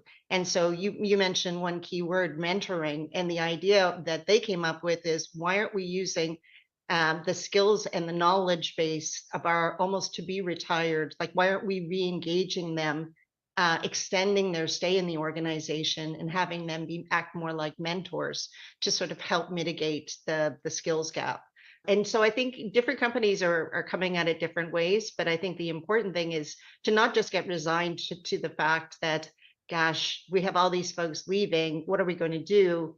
I think the idea of just lowering our expectations is sort of defeatist a little bit. I think we need to come up with some better and more innovative solutions. Well, speaking of that, I think that one of the things that has confounded me a little bit, it's all the big conversations in the market around skills, focus on hiring for skills, skills-based learning, like those pieces, but they leave performance out of the equation. And that's where it, like the rubber meets the road to me. That's where we actually start making this, or it just all falls apart. It's a big, pretty picture on the slide somewhere, but we're not making it stick for our employees. So talk about performance management as a bigger part of this skills picture and how you and the BetterWorks team see that fitting into this as comes to trying to make sense of what to do next. Right. So it's interesting. From the same survey that we did, 70% of the respondents said that performance management was the single most important method for measuring the skills. But the challenge is, if you think of a traditional performance management program, it's you get your goals at the beginning of the year. Maybe there's a conversation midway through the year on development aspirations and goals, and then you do a final assessment at the end of the year. So it's very infrequent. It's usually pretty heavy from an administrative perspective. And I don't know about you, but nobody has ever told me that they get super excited and pumped on performance management day. It's pretty demoralizing for everybody involved. And I think it's been pretty well articulated in the HR community that nobody sees true value on the traditional way of doing performance management. And so BetterWorks thinks about performance and sort of flips it on its switch and thinks about it in terms of performance enablement, which is this idea that performance happens throughout the year. There's frequent conversations that are happening throughout the year, whether those be a goal discussion, but also are there feedback conversations? Are there coaching situations where a manager and a direct report, and not only a manager, but also maybe a project manager or a peer, are giving feedback, recognition, all sorts of different moments over the course of the year. We're not talking about a heavy process either. We're talking about something that's relatively lightweight. But if you think about it, in each of those areas, whether I'm getting feedback, there is in there probably some evidence of a skill. If I've completed a course, there's probably evidence of a skill. If I'm getting recognition for communications, for example, that's evidence of a skill.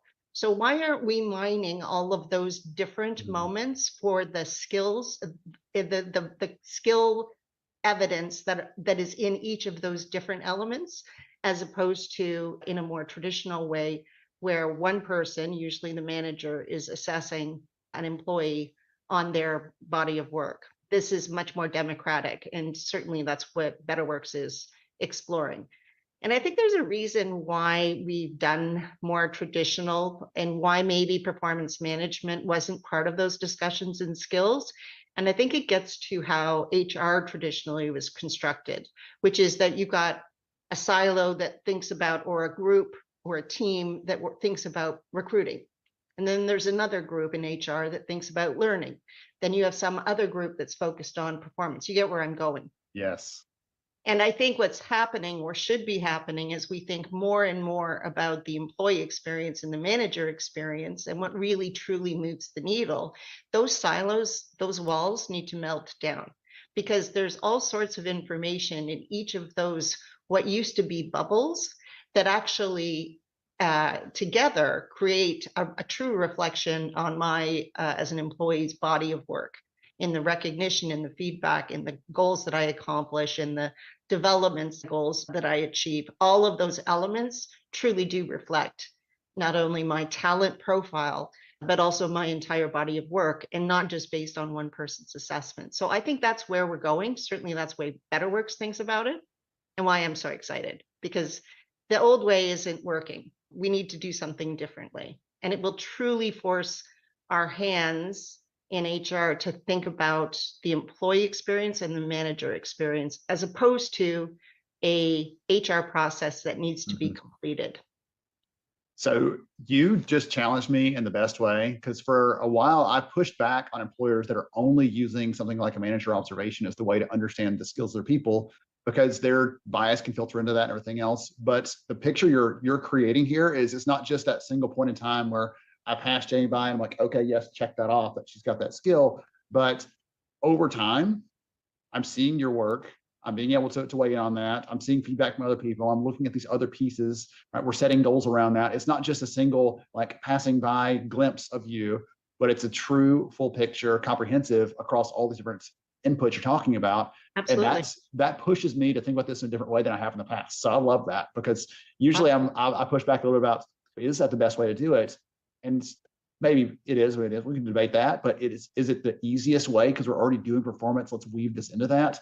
I think so, as far as low risk and low lift to get that plugged in there. Well, and Ben, here's the other thing. There's an awful lot of teams that are now being formed for a short period of time where they'll have goals of their own. And so that the manager may not have great oversight on, but as a team, wouldn't you want to get that information, that insight, that feedback from that team as well as part of the profile that will be my body of work? My answer is absolutely. If I have if I'm working on a project for 6 months, that's not necessarily directly in control of my boss. Again, I would like to be able to have that project manager and the peers that are on there also feeding into my talent profile. So I think it becomes much more democratic, much less biased. We're using this term body of work, and I love that because it's easy for some of us to just put our head down and think, okay, I've got to do this task list today. But everything you're accomplishing becomes a part of that bigger body of work, that stamp you're leaving on the organization, on the people you're serving, all of those things. And so I love that casts a different perspective on that one as well. Goodness, I knew you were going to bring some fun stuff to us today, and I'm loving all of this. So if someone wants to hear more about BetterWorks, how you're helping to enable this for the companies you're working with and supporting, what's the best way for them to do that? I would encourage, if you are going to, of course, this is conference season for HR people. So if you're going to HR Tech, if you're going to Gartner UK or Gartner Orlando or Unleash, we will be there. So you can come and talk to us in person. Otherwise, a good starting point is to go to betterworks.com. And there's a lot of great information and resources and upcoming webinars that I would encourage folks to come and join. And I bet the research you've cited a couple of times is going to be tied in there as well, so they can find all those good things. So check that out. We'll make sure and drop that into the comments for all of you out there listening in. Thank you again, Jamie, for joining us. I appreciate you. Thank you. Okay, good stuff, man. I love hearing from Jamie there around performance, around helping our people be and do their best, be their best, do their best work, all that kind of stuff in the workplace. And some of her conversations I saw in the chat, it kind of lit y'all up like, the old way of doing this from performance perspective doesn't work. Yes, we're on the same page with that. But I love how she's creating this picture that we're all individually contributing this bigger body of work and thinking about yourself like Michelangelo would look back at this set of things that he created in his lifetime and these things that he contributed back to the world. And every one of us are doing that every single day. I talked to a leader, and I'll pass it off to you, George. I talked to a leader a little while back who had just retired. And I asked him about what he felt his biggest legacy was. What was your biggest contributions? And he didn't list out this cool project. He didn't talk about that time he hit his metrics for the quarter. He talked about the relationships that he had and the people that he had the opportunity to influence and grow. That was the biggest legacy and most important part for him looking back over 6 decades of working life. So that was really powerful to me to hear that from him, because I was like, okay, I think about the stuff we're doing, but it needs to be more about the people we're pouring into. George, anything else from you on the takeaways for that one? Yeah, I think it sums up the importance of relationships, right? Do we as leaders, we talk about mentorship. For me, when I'm choosing a mentor, I want somebody that's going to be able to tour me through something that they've either experienced or I've gone through myself. But part of that relationship is the trust factor, is that transparency. And I believe that, like, whether it's mentorship, whether it's providing coaching for your employees, I think what it does in terms of bridging a gap, in terms of being able to bring balance to both what they have as knowledge and what they have as a skill set and talent all together to align with what you do as a company, right? And so a lot of us know what we do as a job, but why do we do it? And how do we get those concepts? I think a lot of that is developed in those relationships. And as we see, and we'll see some of this research a little bit later, the importance of that relationship between that leader and the gaps where people feel like there's a disconnect. Why are people leaving that we are providing, skills trainings for? There's reasons for all those things. I think it ties into that relationship and trust and a lot of things that she was saying, and just kind of pinpointing on to what's important in the workplace today in terms of leadership and employee connections. Yes, absolutely. Well, so I've grabbed this comment from Lucy there. Lucy, you've been chiming in all day. Thank you. Stay tuned. Your name's going to be in that list at the end here today. But Lucy mentions that this plays into how the company responds to things in the market. That's what organizational agility is. How we respond to changing conditions, disruptions, new competition, an issue that's, makes it hard for us to access a certain talent pool we've had in the past, any number of things that create a crunch for the company, that comes down to organizational agility and the ability for us to help our people adapt, to help them change, to help them respond to those things. That's a big part of it. You're grinning big. So you're reading all the comments about you. I know you. I can tell. So thank you to all of you again for chiming in. We've got one more fireside chat session with Mike Bollinger from Cornerstone. And I grabbed Lucy's comment specifically because Mike and I talk about organizational agility and how developing the skills of our people fits into that. So it was a perfect tie-in for this last session here. Then we're going to go into sharing some of the data, some of the research we've been kicking around with you so far. You've heard some little snippets and pieces. We're going to give you some of those insights on the employer side, how leaders like you are responding, as well as on the workforce side, what our people are saying they need from us and how we can develop them. So let's dive in with Mike Bollinger. And here we go. Welcome to the last fireside chat here at the event before we dive into some of the research. I'm so excited to have here with me one of my longtime friends, person who I highly respect, Mike Bollinger from over at Cornerstone. Mike, welcome, my friend. Glad to have you. Hey, how are you? Hey, I'm having a great day, and I hope it sounds like it. Yeah. Hey, I am pepped up, man. This is going to be a blast.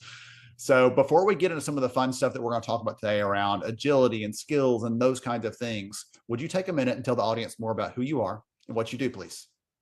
Sure. Mike Bollinger. I am the Global VP of Strategic Initiatives at Cornerstone, and that means I do stuff. Some of the stuff that I do includes the Cornerstone People Research Lab and some of the things that we've done over that with the last couple of years, in conjunction with Lighthouse, of course. In the last couple of years, I've taken on a role where I lead not only the strategic initiatives of the part of the Cornerstone Galaxy product, but I also work directly for our Chief Product Officer, Karthik Suri, around the platform components of Galaxy. So that means that I have skills and I have integrations and end-to-end experiences and alliances and partnerships and a much broader remit in that regard. So I continue my industry presence as well as work very actively to bring Cornerstone Galaxy to life in that regard. Tremendous. So one of the things you mentioned in there was skills, and I'd love for you to cast a little bit of a vision on this. We heard a little from our keynote panel earlier about the importance of that and why they're leaning in on that as leaders from that space. But as someone who works alongside hundreds and hundreds of companies that are trying to think through these things, why do you think the skills conversation is one that is such a high priority right now? Well, it's actually occurred over the last couple of years, and there's a number of reasons for it. One of the things that I like to think about is I go back to early days, which, when dinosaurs roamed the earth in the mid-2000s, and we were still able to do some of these things with skills. We could set up key skills and abilities, and we could compare those and do gap analysis and do training from it. But the problem was that it was so difficult to maintain that because there were volumes of data that were associated with that, and it varied rapidly, that we steered away from it at the time.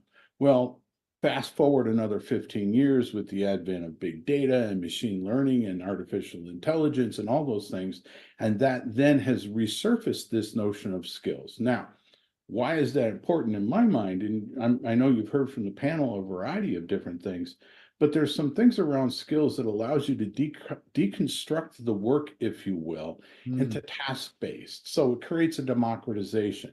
It creates an element of workforce agility, which is very much where we're focused, and a readiness. And so companies have always needed, but even more so, need workforces that can adapt really, really quickly. Depending on who you ask, the average technical shelf life of a skill is 2 to 3 years. That's the half-life. The human skills obviously remain more relevant, but this notion of being able to create agility within an organization that's very focused on the tasks at hand and what I always call the have, want, need. What do I have? What do I need? Looking around corners and then making that available for what the employees want is where the skills conversation has created such a high priority. It ended up focusing a lot on recruiting. It's now very much around working internally with the internal stakeholders so that continuous evergreen aspect of it as a part of the overall workforce development strategy. I've never heard anyone else talk about it in how you started off there saying, listen, we've been doing these types of things for a long time, but it was hard to do manually. I've used the phrase a couple of times in the last few years, talking about this process or that process, saying the technology's finally caught up to the way we've been trying to work for a long time. And that sounds like what you're saying here. We've been trying to do this as a HR function, as a learning function for a long time. Manually, if you had the resources, the time, the people, you could get that done, but it still was really tough to maintain that once you had begun.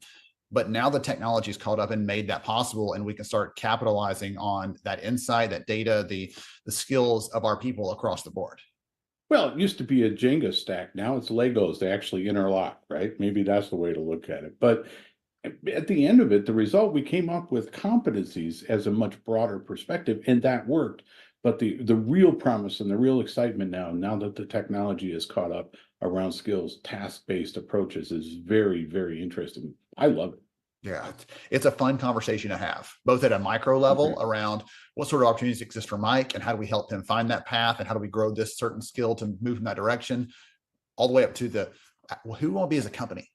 A year from now, 5 years from now, what kind of company do we want to be? And how do we start moving in that direction, one person, one skill at a time? That sort of thing, to me, is compelling. So that sort of ties in with the next thing I want to ask you about. So you mentioned readiness a minute ago. You talked about agility and how these things fit into that bigger picture.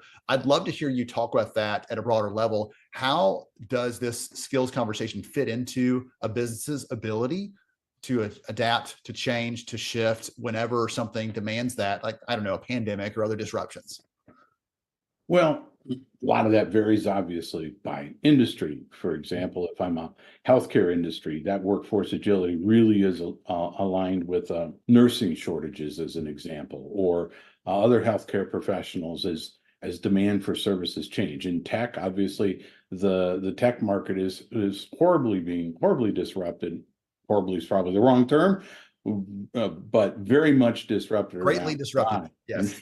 Let's call it that and move on. But very disruptive in the technology space and manufacturing. I mean, lights out manufacturing and automation have changed the traditional manufacturing jobs to be very much a whole new set of skills.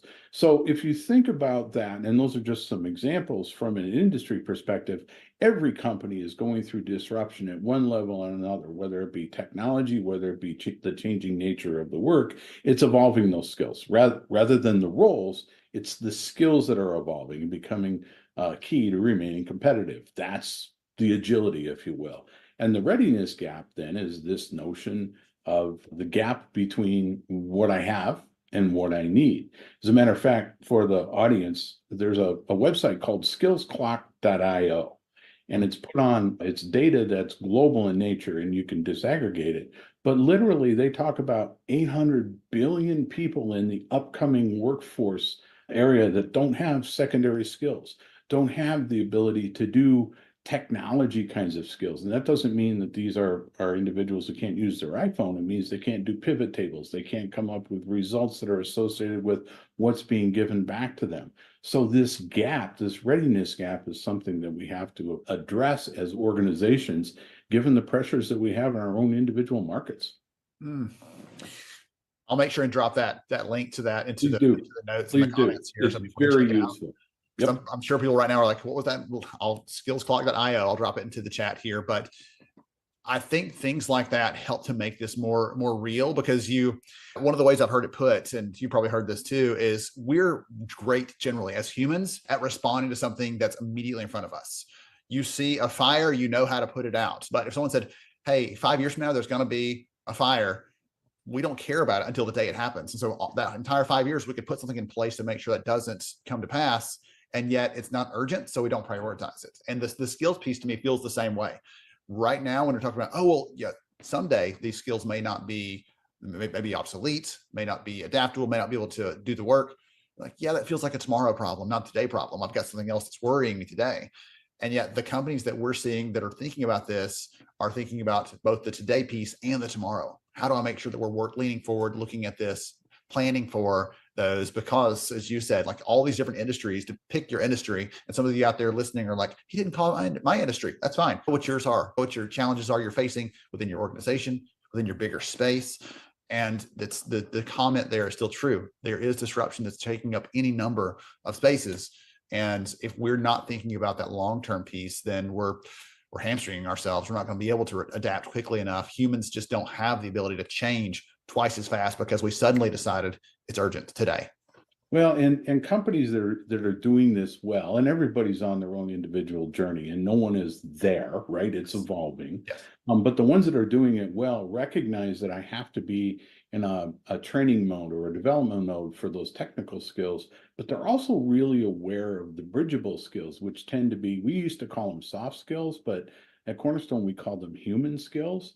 And so it's those bridgeable skills that create the ability for you to constantly evolve, even with the technical skills at the same time. Simple skills like emotional intelligence and adaptability and empathy and those kinds of things. So thinking about it from a bridgeable perspective and an adaptable perspective, and then focusing on making sure that there's continuous development in the human skills is where we're seeing real significant advantages for companies that have tackled the problem.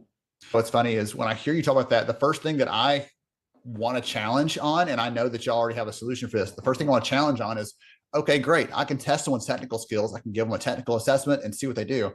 It's a little bit harder to test some of the other skills that are a little bit harder to put your finger on. I had a chance earlier this summer. I visited with the Cornerstone team in Orlando, and I brought my 14-year-old twins with me because I was out there out of school. And so we got a chance to put on the VR headsets and see some of the stuff the team has been building.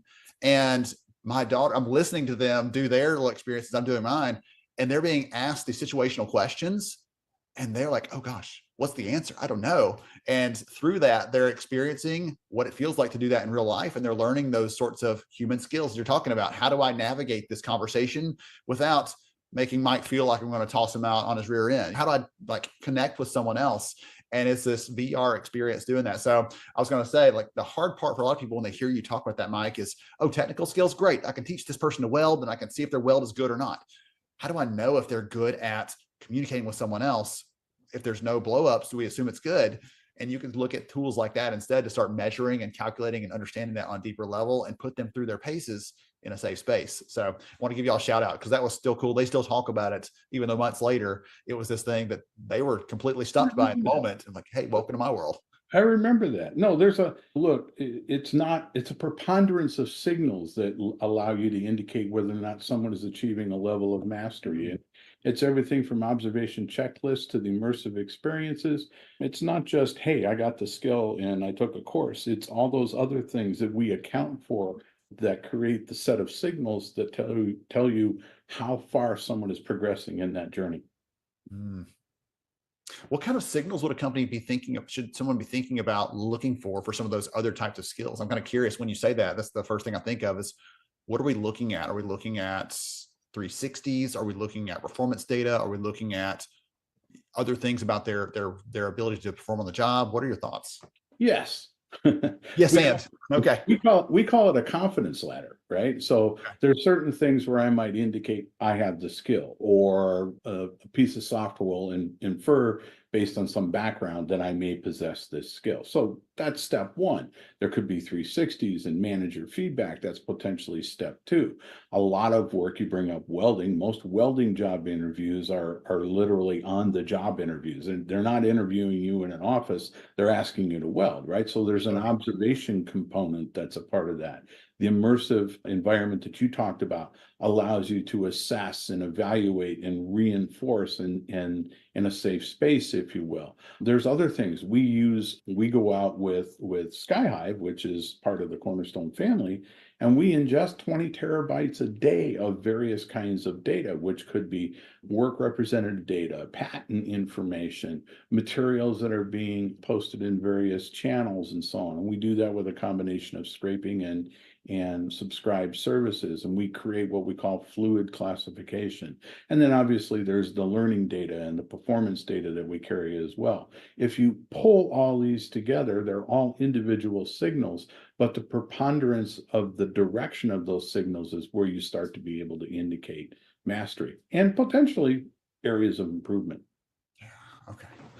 So I'm going to give the audience a challenge really quickly. For all of you out there listening, I'd love for you to take a second and drop in the chat the skill you think is most important for someone who's working as a learning or HR leader? I'd love for you to drop that in the chat, because I'm kind of curious to see what everybody comes up with there. What skill is most important, do you think, in your opinion? And again, we'll see some variation in that depending on your degree of experience, your specific focus area, your industry you're in, all those things, but it'd be fun to see. So y'all drop that in the chat as I'm finishing up here with Mike. So Mike, any other advice you would give to our friends out there that are trying to get their arms around this skills conversation to figure out how to understand their people, or even if they're farther back saying, we don't even know like what this is for? Anything else you'd share with them that might be helpful, directional, or just a good place to starting point for them? Sure. Look, don't make skills a science project. It's not oh, this taxonomy is the right taxonomy, that taxonomy is better. Learn to crawl before you run. Learn along the way. Make sure that when you think about it, skills is not the outcome. Look for specific problems that you want to solve, and then focus on what we call critical skills. We do something we call critical skill models or capability models, so you can focus what particular skills you think are important to that problem by business unit, by leader, by role, by geo. And so start there, learn to crawl before you run. Don't make it a science project. Look for some specific outcomes with critical skills. Understand two other things. There's a change management aspect to this. I should have written crossing the chasm. You've heard me say this, Ben. I talk about Bollinger's 20-20-40-20 rule. The first 20%, they're the early adopters. The next 20%, they're competitive. The next 40%, that's the way we're going to go. That's the way we're going to go. And the last 20% are really resistant to change. Change is about loss. Focus on that first 20% and let the snowball take effect from there. And then finally, think about it when you think about solving that problem. Think about it from what we call have, want, need. You want to be able to understand what you have.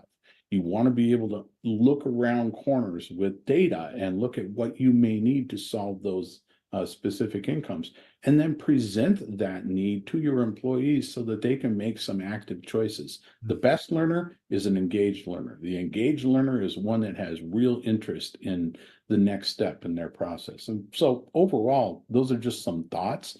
Everybody's on an individual journey. Okay. I appreciate that so much. Like I love you come back to the have, the want, the need piece, because I think that's a good set of takeaways for everyone who's looking for something here as a good hook into the rest of the conversation. Think about those components there, because it'll give you a good framework to talk to your own leadership about this, to think about this as a strategy for your organization as well. So Mike, if someone wants to learn more about how Cornerstone is doing this, how you're supporting employers moving down this journey, what's the best way for them to do that?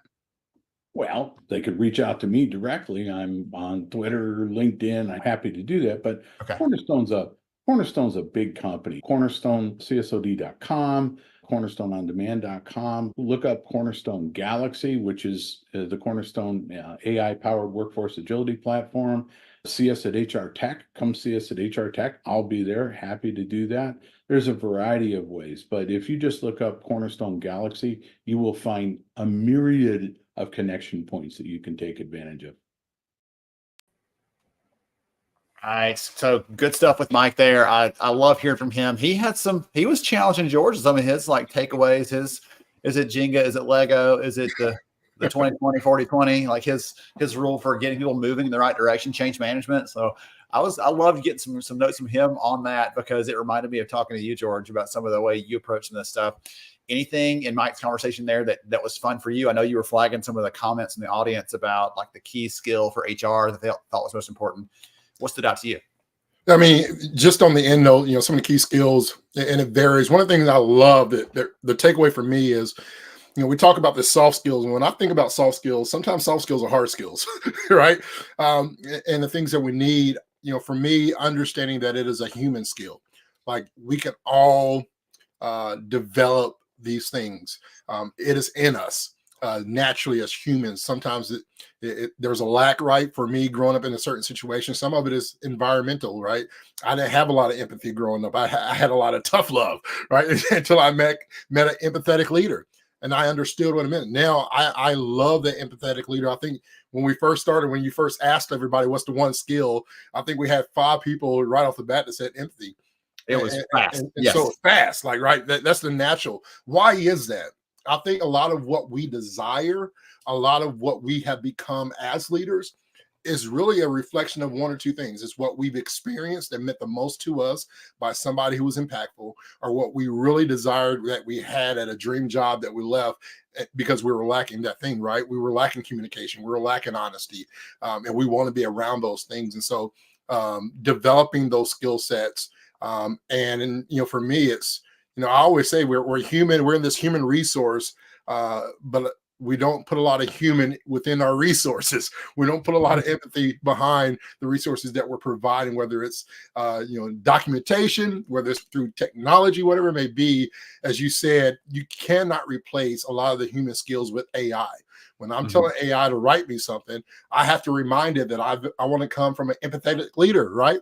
We got to be able to share those things. And so at the end of the day, for people, technology is a great thing. AI is a wonderful thing. But when I need a hug or support or a word of encouragement or affirmation, AI is not just going to come to me naturally because it can read me. That leadership in relationship is vital to those things. And so human skills, things that we can all develop. And by hug, I mean, I'm a hug dealer. Yes, there we go. The good news for everybody out there is that we will not have another break where George is off camera for any time, so he will not be able to change again without getting really awkward. Don't do it. Don't you dare. This will be a live stream to remember. So, hey, we're having some fun here. We've enjoyed hearing from all of you in the comments. We'd love hearing from our panelists today from the sessions. George and I are going to share now for the next 25 minutes or so some of the data from the research, share some things with you. We've got a list of people to give some things away to for all of you who've been chiming in and sharing in the chat and being active today. We appreciate each and every one of you. So we've got a couple people to give some things away to. And let me see, I've got one more thing to set up here, and we'll jump into this. All right, get my stuff shared back up and we'll dive into it. Okay, George, you ready to go? Born ready. I say ready because I'm the one who's going to be talking first. So I'm asking you if I'm ready, essentially. Okay, so we're going to share some of the data with you from this research study we've completed earlier this year, things that employers, things that the workforce is caring about when it comes to learning, development, growing our people. And so the first big question we always ask is, what are your priorities? What do you care about? What are you focusing on? And you see here, I've compared last year to this year because there were some pretty big jumps, things that leveled out, things that changed. Probably no surprise. You look at number 3 here on the list, AI automation jumped up off the charts compared to the previous year, seeing a lot of things around that. And as we've seen in the comments, Nicole had some good comments on this today. George had some things he was talking about just now. We're seeing in the research that it's not just about, can we use AI in this thing, but how is AI affecting our workforce and the people? And what's our responsibility to help support that or govern that or protect our people or to make sure that, hey, those skills are going away. So you got to focus on these new ones. One of the ways I put that in the book when I wrote about this a couple of years ago was, if you are in HR and your only skill you've got, your only strength is data analysis, you better get another skill quick, because AI is better at that than we are, but it can't do some of the other things that we can do naturally, as we've talked about pretty heavily in the last little bit. So a couple of big things there. AI jumped, more focus on really knowing our learners and what their needs are, what their priorities are. I'm looking at the ones where the dark blue outpaces the light blue compared to previous years. But for a couple of years, reskilling, coaching, those two have been way out there beyond everything else, and they're steadily kind of coming back. I think there's a big push there, and now companies are starting to kind of bring it back under control as they're figuring out how to fit that into everything else that they're focusing on from a development perspective. George, this next that I think is what I was thinking of as you were sharing a minute ago around AI. When we asked companies, has AI changed the pace of work? Only 13% said no. For the rest of us, it's like, yes, to some degree or a whole lot. It's changing the pace of things at work, how much we're able to get done, how much is being thrown at us. If you were here with us for one of our live streams earlier this year, I talked about how candidates were using tools to try to get interviews, get jobs using AI to try to beat employers at that game. So part of this, George, I want to throw this to you and get a take from you on this, is we ask companies, have you looked at what jobs might be at risk of this?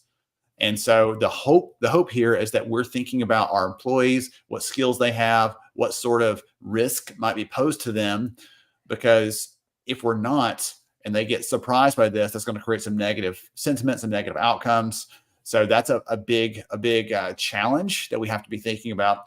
George, I'd love to hear from you. If you are a leader at an organization and you have gone through and done some analysis on this and you've realized, hey, we have 20% of our people who are at risk here, how would you go about approaching them, communicating that to them? Probably not an email, I'm imagining. Like, what would you do to try to get them on board with this vision for this is where technology is going, and here's where we're going to have to go with from a skills perspective for those people? Yeah, I think first off for leadership, and I said it earlier in the chat, when we're discussing change, right? Mhm. What is change to us? And for me, growing up, change was always about opportunities for growth. Without change, there could be no growth. Those are my mindset.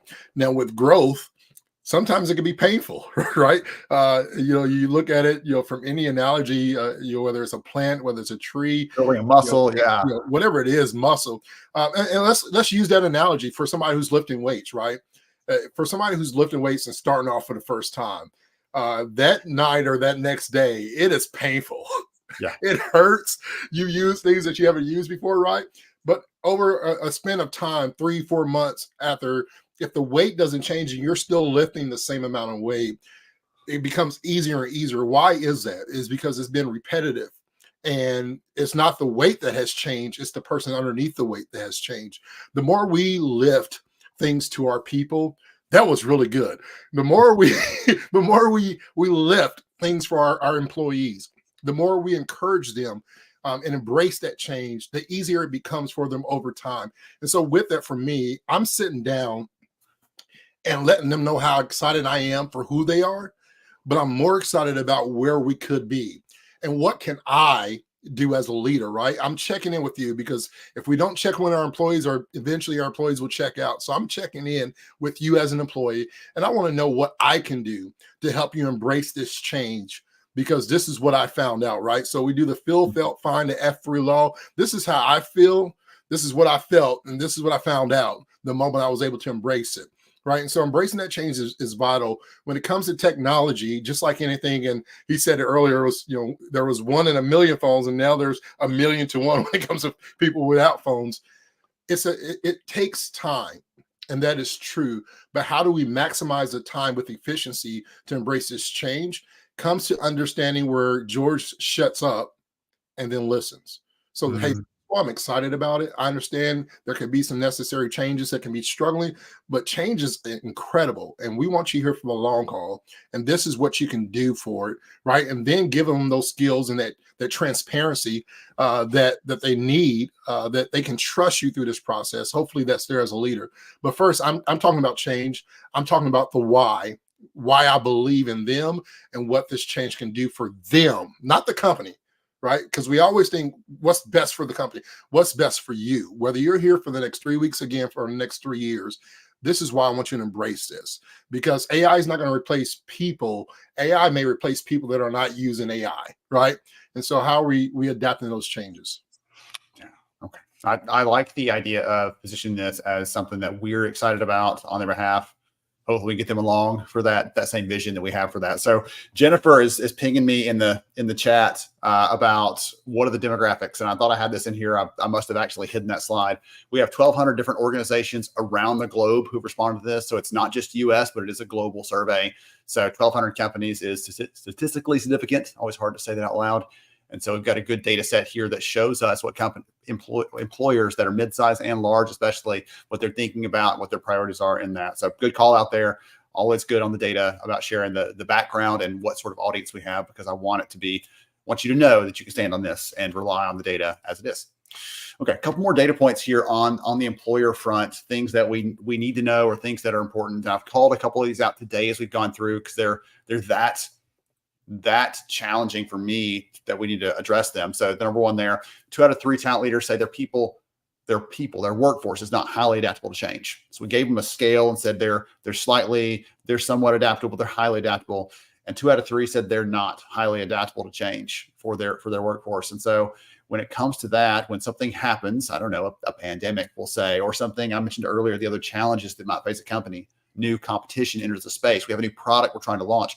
those things that are going to change the company, change what we're doing, change around us.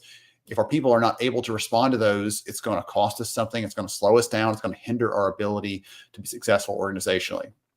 Not only that, but when it comes to knowing the skills, we talked about that earlier about not having that clarity.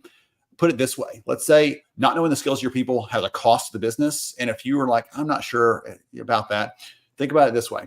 Think about the sales data your company has. If you have a list of contacts that are outdated, that are old, that are not good anymore, your sales team is not going to get the full value out of that list. It's going to cost you something in wasted time and effort. If your financial data, your accounting systems are a mess, the data don't match, it's kind of a hodgepodge of things, that's going to cost you something, both today and long term, in terms of missed opportunities and everything else. The same thing is true of our people. If we don't know what our people can do, we can't tap into them when the moment arises. We can't leverage their best skills and talents in our work day to day. We miss a chance to tap into and capitalize on that and help them realize their best work. Just like you were pointing to a minute ago, George, help them like be excited about what they can do and where they can contribute. All right. And then the last one here, when asked about those employers that think AI is changing the pace of work, those companies that said yes are much more likely to be leaning into a culture that promotes learning. Probably no surprise. That's one of those, yeah, sure kind of things, but it's a priority for them because they know that's their way of shifting and getting beyond this. If things are changing, we've got to grow our people past this change, or we're going to limit ourselves long-term and not be able to have the impact we want to have. And we've heard from our friends, Cornerstone, BetterWorks, Glider today about technologies that support learning, that support skills growth, support adaptability from a company perspective. We asked leaders like you, how do these tools affect agility? How do these affect your business ability to respond? And the number one way, come back to the performance piece, George, was this makes the things we're trying to do here at a company level relevant and applicable and helpful to the people. They're a guide to our people at their individual level and their individual roles as they're going through work, because it funnels down there, ties into productivity, and then it lets us see our development data. Who are we developing? How are we growing them? What skills are on our roadmap for what we're trying to get people to? What's the gap between there and where we are today? All those kinds of things help our companies be more agile, be more responsive, be able to adapt quicker to change. And it comes out of helping enable our people to do that at a micro level, one-on-one, every single day. George, anything else you want to call out on the employer side for our transition to some of the learner stuff? I know we've got a couple specific call outs for you over there. No, let's jump over. All right. Sorry, you're muted. You muted yourself, and we're not going to respond to me. Okay, so on the learner side, so here's our demographics for this one. So 1,000 learners around the world, all these age groups, demographic, like locations, everything else. We got a ton of responses to this. So this is what you should have seen from the employer side. I did not share that a minute ago. Apologies. But just to show you, this is a broad study, and we have a tremendous set of insights on what people think, what their priorities are, and all that good stuff. George, I'm going to kick this first one off to you because this is one that I think is so interesting, so relevant, and probably not a way we thought about this ourselves. As someone who's worked as an HR leader, I never stopped to think about where we're creating these memorable, positive experiences for people. But when someone tells us they've had a memorable and very positive learning experience at work sometime in the last year, they're much more likely, 70% more likely to say, I plan on staying in my jobs. I'm much more likely to be happy in my work and not be planning to quit my job. What are your thoughts on that, around the experiences we create for people and how that affects their vision or their future at the company? Yeah, I mean, for me, this is early in the conversation. We talked a lot about, the word culture was thrown up in the conversations. And when it comes to whether it's enhancing employee engagement, whether it's, how do we find fulfillment within the workplace, that memorable, lasting, positive relationship, it goes back again. I don't want to preach leadership, but the sustainability of all the aspects of that is derived with, hey, how does my leader make me feel? If you want to have a great place to work, if you want to be involved, not just in the work that we're doing, but also in the employees day to day, I think employees see a clear path for professional development, as we've been talking about. I think they see an opportunity where they're happy and excited about their job. We call it job satisfaction. And then the L word, not love, but loyalty, that we all desire as leaders. We want them to be loyal to the company. you find that those things increase when the workplace leadership is investing in their people. They're investing in the comprehensive skills. They're investing in the development and those initiatives that really signals to the employee that I don't just matter as an employee for profits. I matter because they're developed me as a career. I have room to grow, and I'm evolving within this organization. And so when it comes to those things, why do these things happen? I think it's a reflection of leadership. I think it's how people feel, right? And that's the culture. How you make me feel is what I'm going to believe about you and this organization. And my belief is going to turn into the behavior that I'm implementing. So that behavior is more positive through that learning experience because of how the company is empowering them and making them feel on the day-to-day. So that's a great tie into the next thing. So the day-to-day, how they feel, a big contribution to how someone feels is how their interaction with other people. And so one of the things that stands out to me is only 37% of our workforce has had a conversation in the last few months about what their skills are, where they're going, what sort of future they have at the organization. So this across the board is sort of what we see. But what's wild is when you start looking at these by how this affects everything else they see about their work experience. So I'm going to flip over to this next one because it shows some things that are the flip side of what you were saying, George. You're like, hey, the positive stuff, here's the good things, here's all the benefits. But if we're not doing that, here's some of the negative things, the challenges. So when people have not have a conversation with their manager in the last 12 months, okay, I gave them it's a long time to not talk to your leader about skills at all. In the last 12 months, they're twice as likely to say that our culture is one that cares only about the business results and not about developing our people, which is not a place that we want to be. We have to balance that as HR leaders. We do support the business. We're a business function.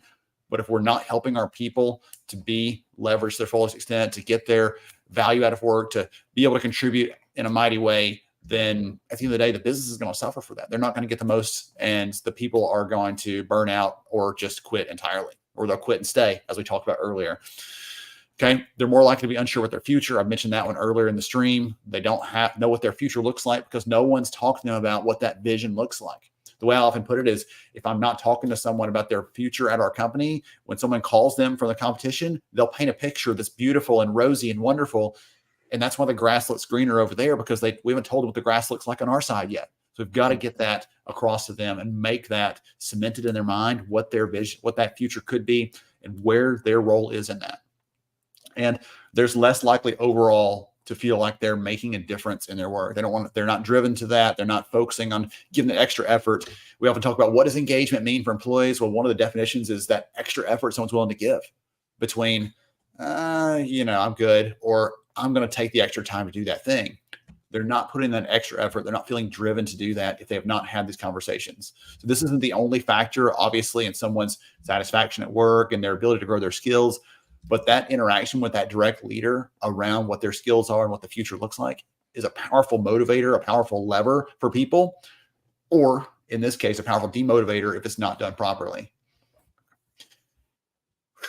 All right, I've talked a whole lot, George. I'm going to pass this off to you because we pulled some data on the DEI side. I'm going to let you touch on that, the things that were some of the hot buttons for you, because I think this gives leaders some idea about how this fits into that picture and ties those two things together. Yeah, I just want to touch base on the employee engagement thing. Yeah. I had a conversation just last week. I was on the road in Boston, visiting some friends and speaking at a retreat, leadership retreat.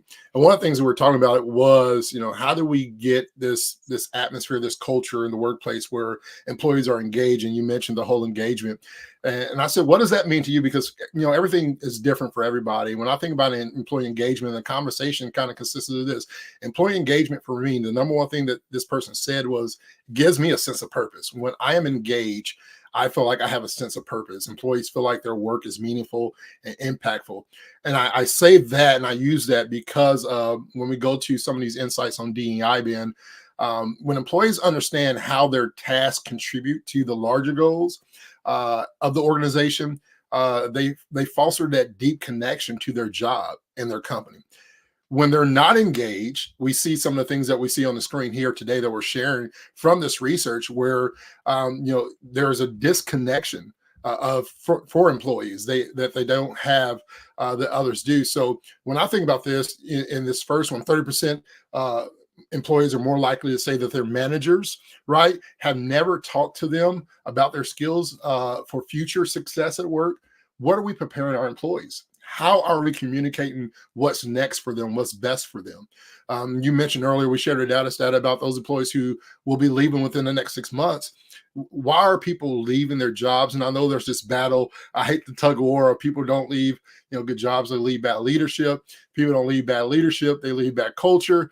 And the reality is that if we're not being communicated to, it's hard to stay in no direction. Right. We talked about what are some of the most important things that we should have it from a human skill standpoint. One of the ones that was repetitive after empathy was communication. Right. Most relationships, friendships, business ships, whatever ship you want to ride on does not end because of money. The number one reason why ships end is because of a lack of communication. And so when you think about that, 50% less likely to say that their leaders have discussed how their strengths align to their company's priorities, there's a disconnect there. Another thing you can think about is, how does my values connect? How does my values connect to the workplace values? How does my strengths align with the company's priorities? What are they asking for? What are we seeking as employees? I think we're seeking a connection, a sense of connection.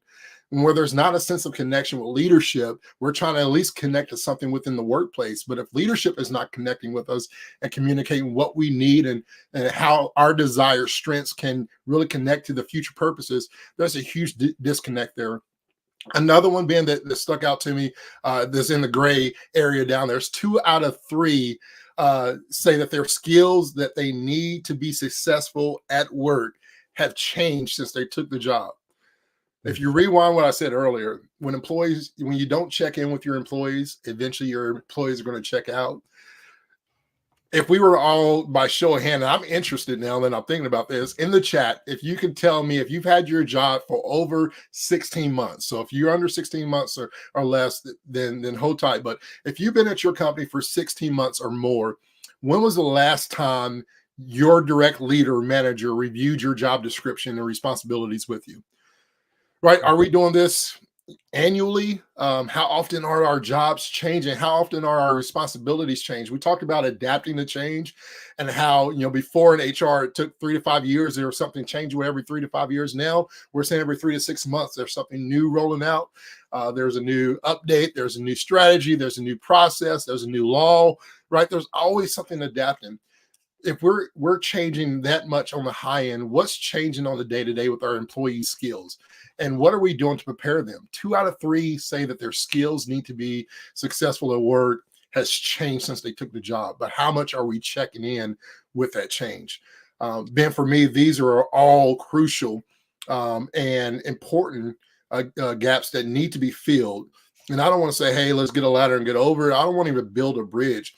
I think fundamentally at the foundational stage, we have to start pouring the right foundation for not only just for us as a company, but for us as people to be able to get to where we want to go. And how do we do that? Remember the Titans, my favorite quote: attitude reflects leadership. What is the attitude of change? What is the attitude of our growth development? What is the attitude that we have as a business, and inspecting what we expect from our employees and what are we going to do about it, as far as making sure that we're not only expecting their skills to grow, but we're communicating how we're going to be a part of that journey as well. Man, so I'm watching the chat here as you're talking, George, and we're getting a lot of like, oh yeah, it was shared with me when I started the job, but could be who knows how long ago. Some of these are like a couple of years ago, many years ago. So most of the people in the chat here, and we're in HR, we're the people who keep these things. We're the ones who know the job descriptions and the skills, and we know that better than anybody else. And we're even not seeing our own within this. So you hit a hot button there, I think, with that one, George. Cool off. Cool off. Well, I wrote the business ships thing too. You're like relationships, friendships, business ships. I don't know. It's a new Georgism potentially, but think about that aspect of it. All right. So good call outs there. Again, this the big picture that I get from this set of stats here and others like this we've been sharing is all of us want to serve our people, This helps us know our people and what's bothering them, what's frustrating them, what's holding them back. And this lets us serve them at a deeper level. Ultimately, it's not to wag a finger. It's not to say you're wrong at this. You're not doing it right. All right, this is data from workers who could be at your organizations potentially if they respond to the survey. And so this is just saying now we know what we have to do. And we can go take action and make that happen. So we've shared some things on the less positive side, some areas to work on. I'll give you something encouraging here. I'll give you something positive. And George, you're welcome to chime in here too. I called it the Goldilocks effect because I needed something to make me smile. But when it's not too hot, not too cold, it's just right.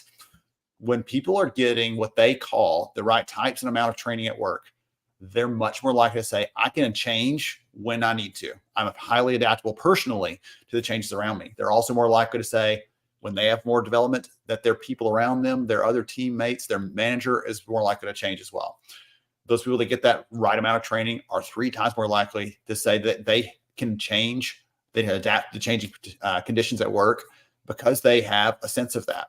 What's wild is we saw something like this a couple of years ago. We did a survey just after COVID, and we were looking at some of the data in there. One thing kind of stuck out at me, and I was trying to understand it and went a little deeper, and finally did some follow-up conversations with some of the people who responded, and my eyes were open. I was just amazed by this. So we saw in that data set this same question: did you get the right types and amount of training to do your work? If someone said yes to that, they are more likely to say their company, in the middle of the pandemic and everything that created, their company helped them adapt to all the things around them that were going on that were just unpredictable, unplanned, and completely unrelated to work. All these things happening in their personal life and in their family, and how they were going to handle all those things that we can all vividly remember. People said if they had the right training, it helped them with that. And the picture that I got there was, when we think about training, we asked about it earlier in the chat. People were like, oh yeah, we offer these courses, this content. That's where our mind goes immediately, because that's the thing we give out, we deliver. But the workforce sees it as, this gives me a sense of control over my life and the things around me, even in an unpredictable, unexpected scenario, that still gives them that sense of control in a powerful sort of way. All right. And then the last one here, when they have the right training, they have the right development, we are really pouring into them, they're much more likely, 5 times, to say that their company prioritizes, when they don't have that, sorry, goodness, I would say that backwards. When they don't get the training, they're more likely to say their company prioritizes business results over growth. And so the inverse is true. When they get the training, they're like, my company cares about me specifically, not just our team, not just our workforce as this big blob of people, but they care about Ben, they care about George, they care about where we're going and what we can do, what we can accomplish. And that excites me on a whole bunch of levels. George, anything else you want to tap into there before we moved over to do some giveaways, things like that? Well, let's move over to the giveaways. I will say this: there's a chat. I do want to comment on this. I think it was, I'm not Sure. sure who said it, on the employee engagement side of things in relationship. Basically it's a 2-way road. I think it was Jennifer. Maybe it was Jennifer. I meant to tag it. Sorry if it wasn't you, Jennifer. I'm sorry if it was you. I love this conversation.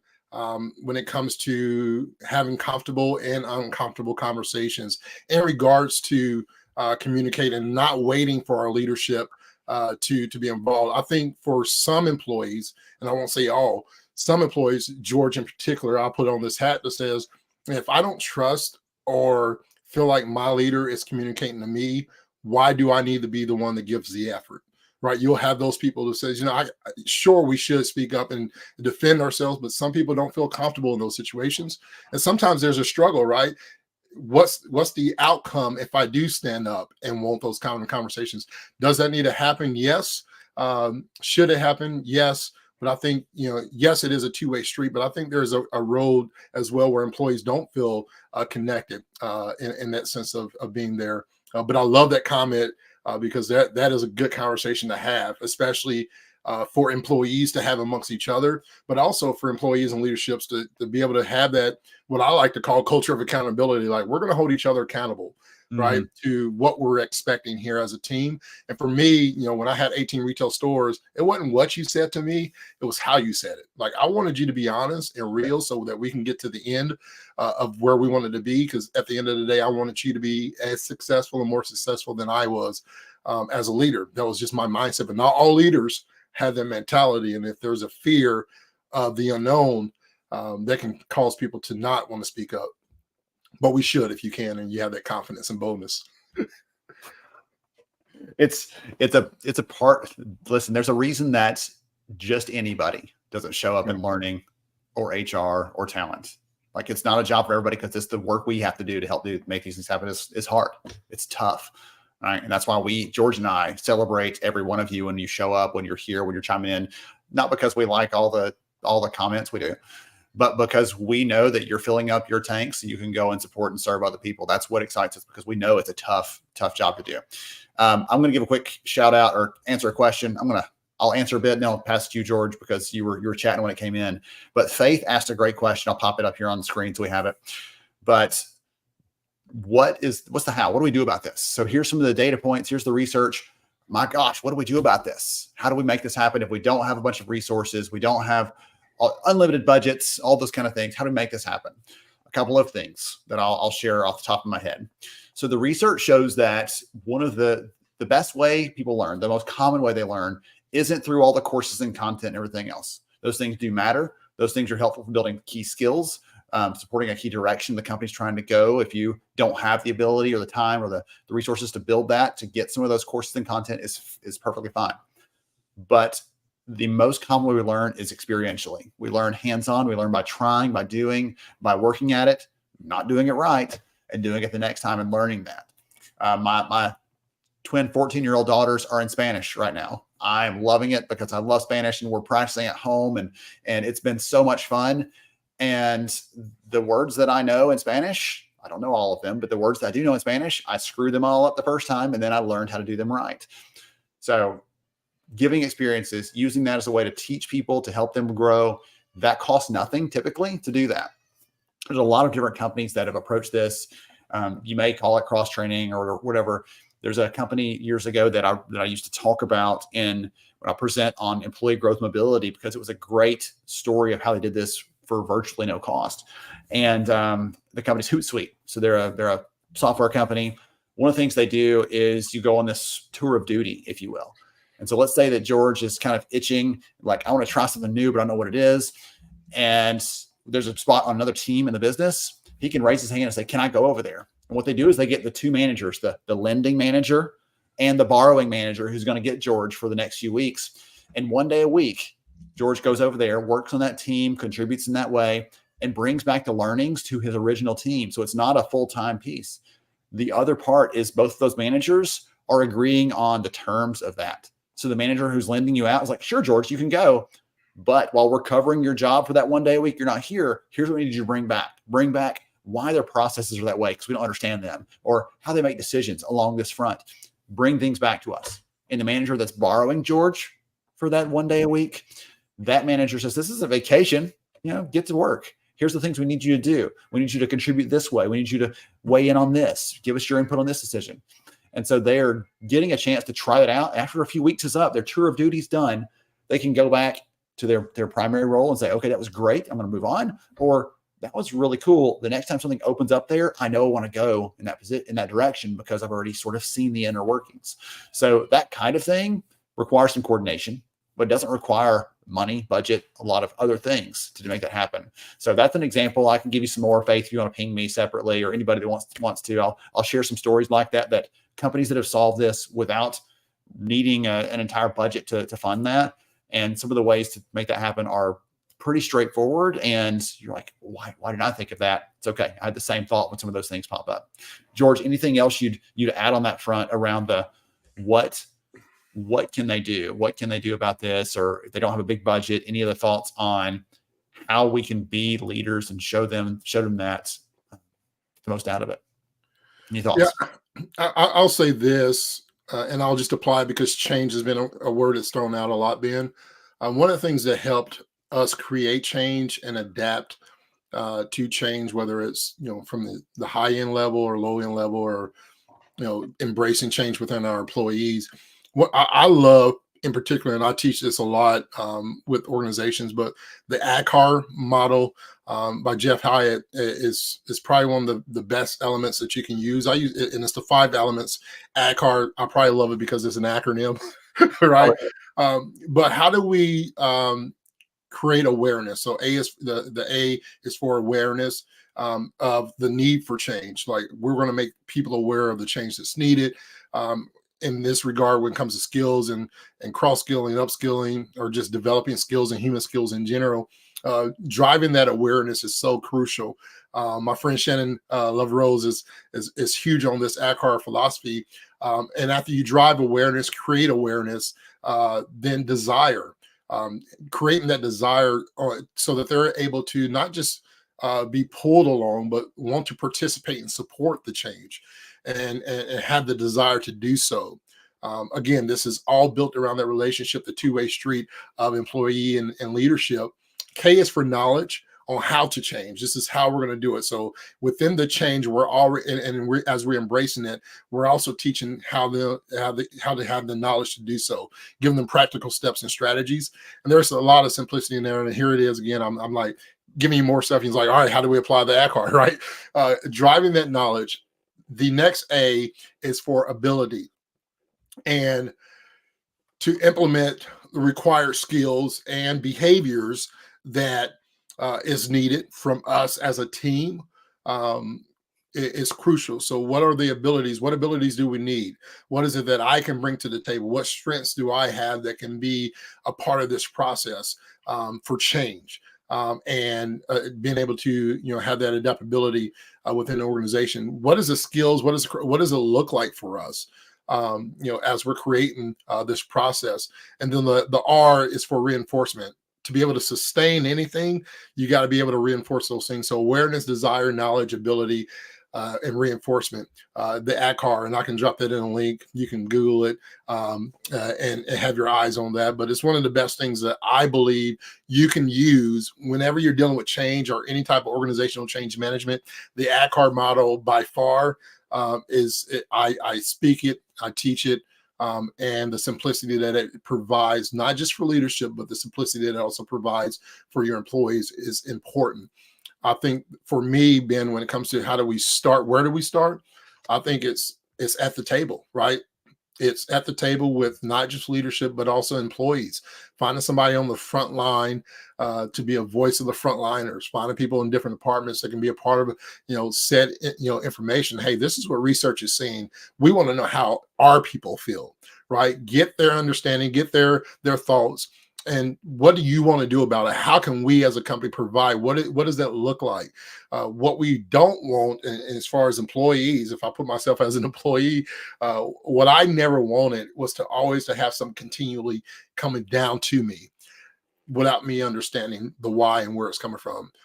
Mm-hmm. Employees embrace change when they're a part of the conversation of change. And so I think that's important. Ben, I'll stop because I'll Energizer Bunny this conversation all day long. If you want to know more, just PM me and we can talk about this all day long. If you're in Indianapolis area, I moved back home and I'm all about some coffee and tea. Goodness. Tea Talk with George. Yeah, Tea Talk with George. There you go. Goodness. Okay. So we got just a few minutes left. Thank y'all for the good questions. Thank y'all for we love when we get the questions from y'all. I know there's lots of comments and things like that, but we try to flag the questions that are as we're going through because it's good for us to come back to, make sure we hit those. So if you ask it and we don't see it, feel free to drop that in again later on because we try to catch the comments that are going, but sometimes it's hard to see everything that's coming through there. So thank you so much for all of you for joining us. I'm going to show off our, let's go back to my slides. So some giveaways here, a couple things. Take you a screenshot if your name is here.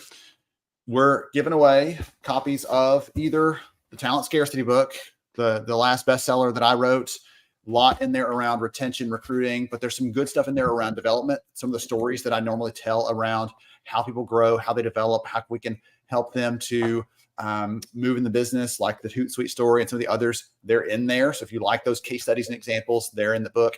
But if you already have one of those, if you've been one of our events before, I have 2 other books we've given away over the last year. It's more other ones. I still have a couple on the shelf back there. So the happiness track is one of those. And then anxiety at work, how to be more resilient in your daily work.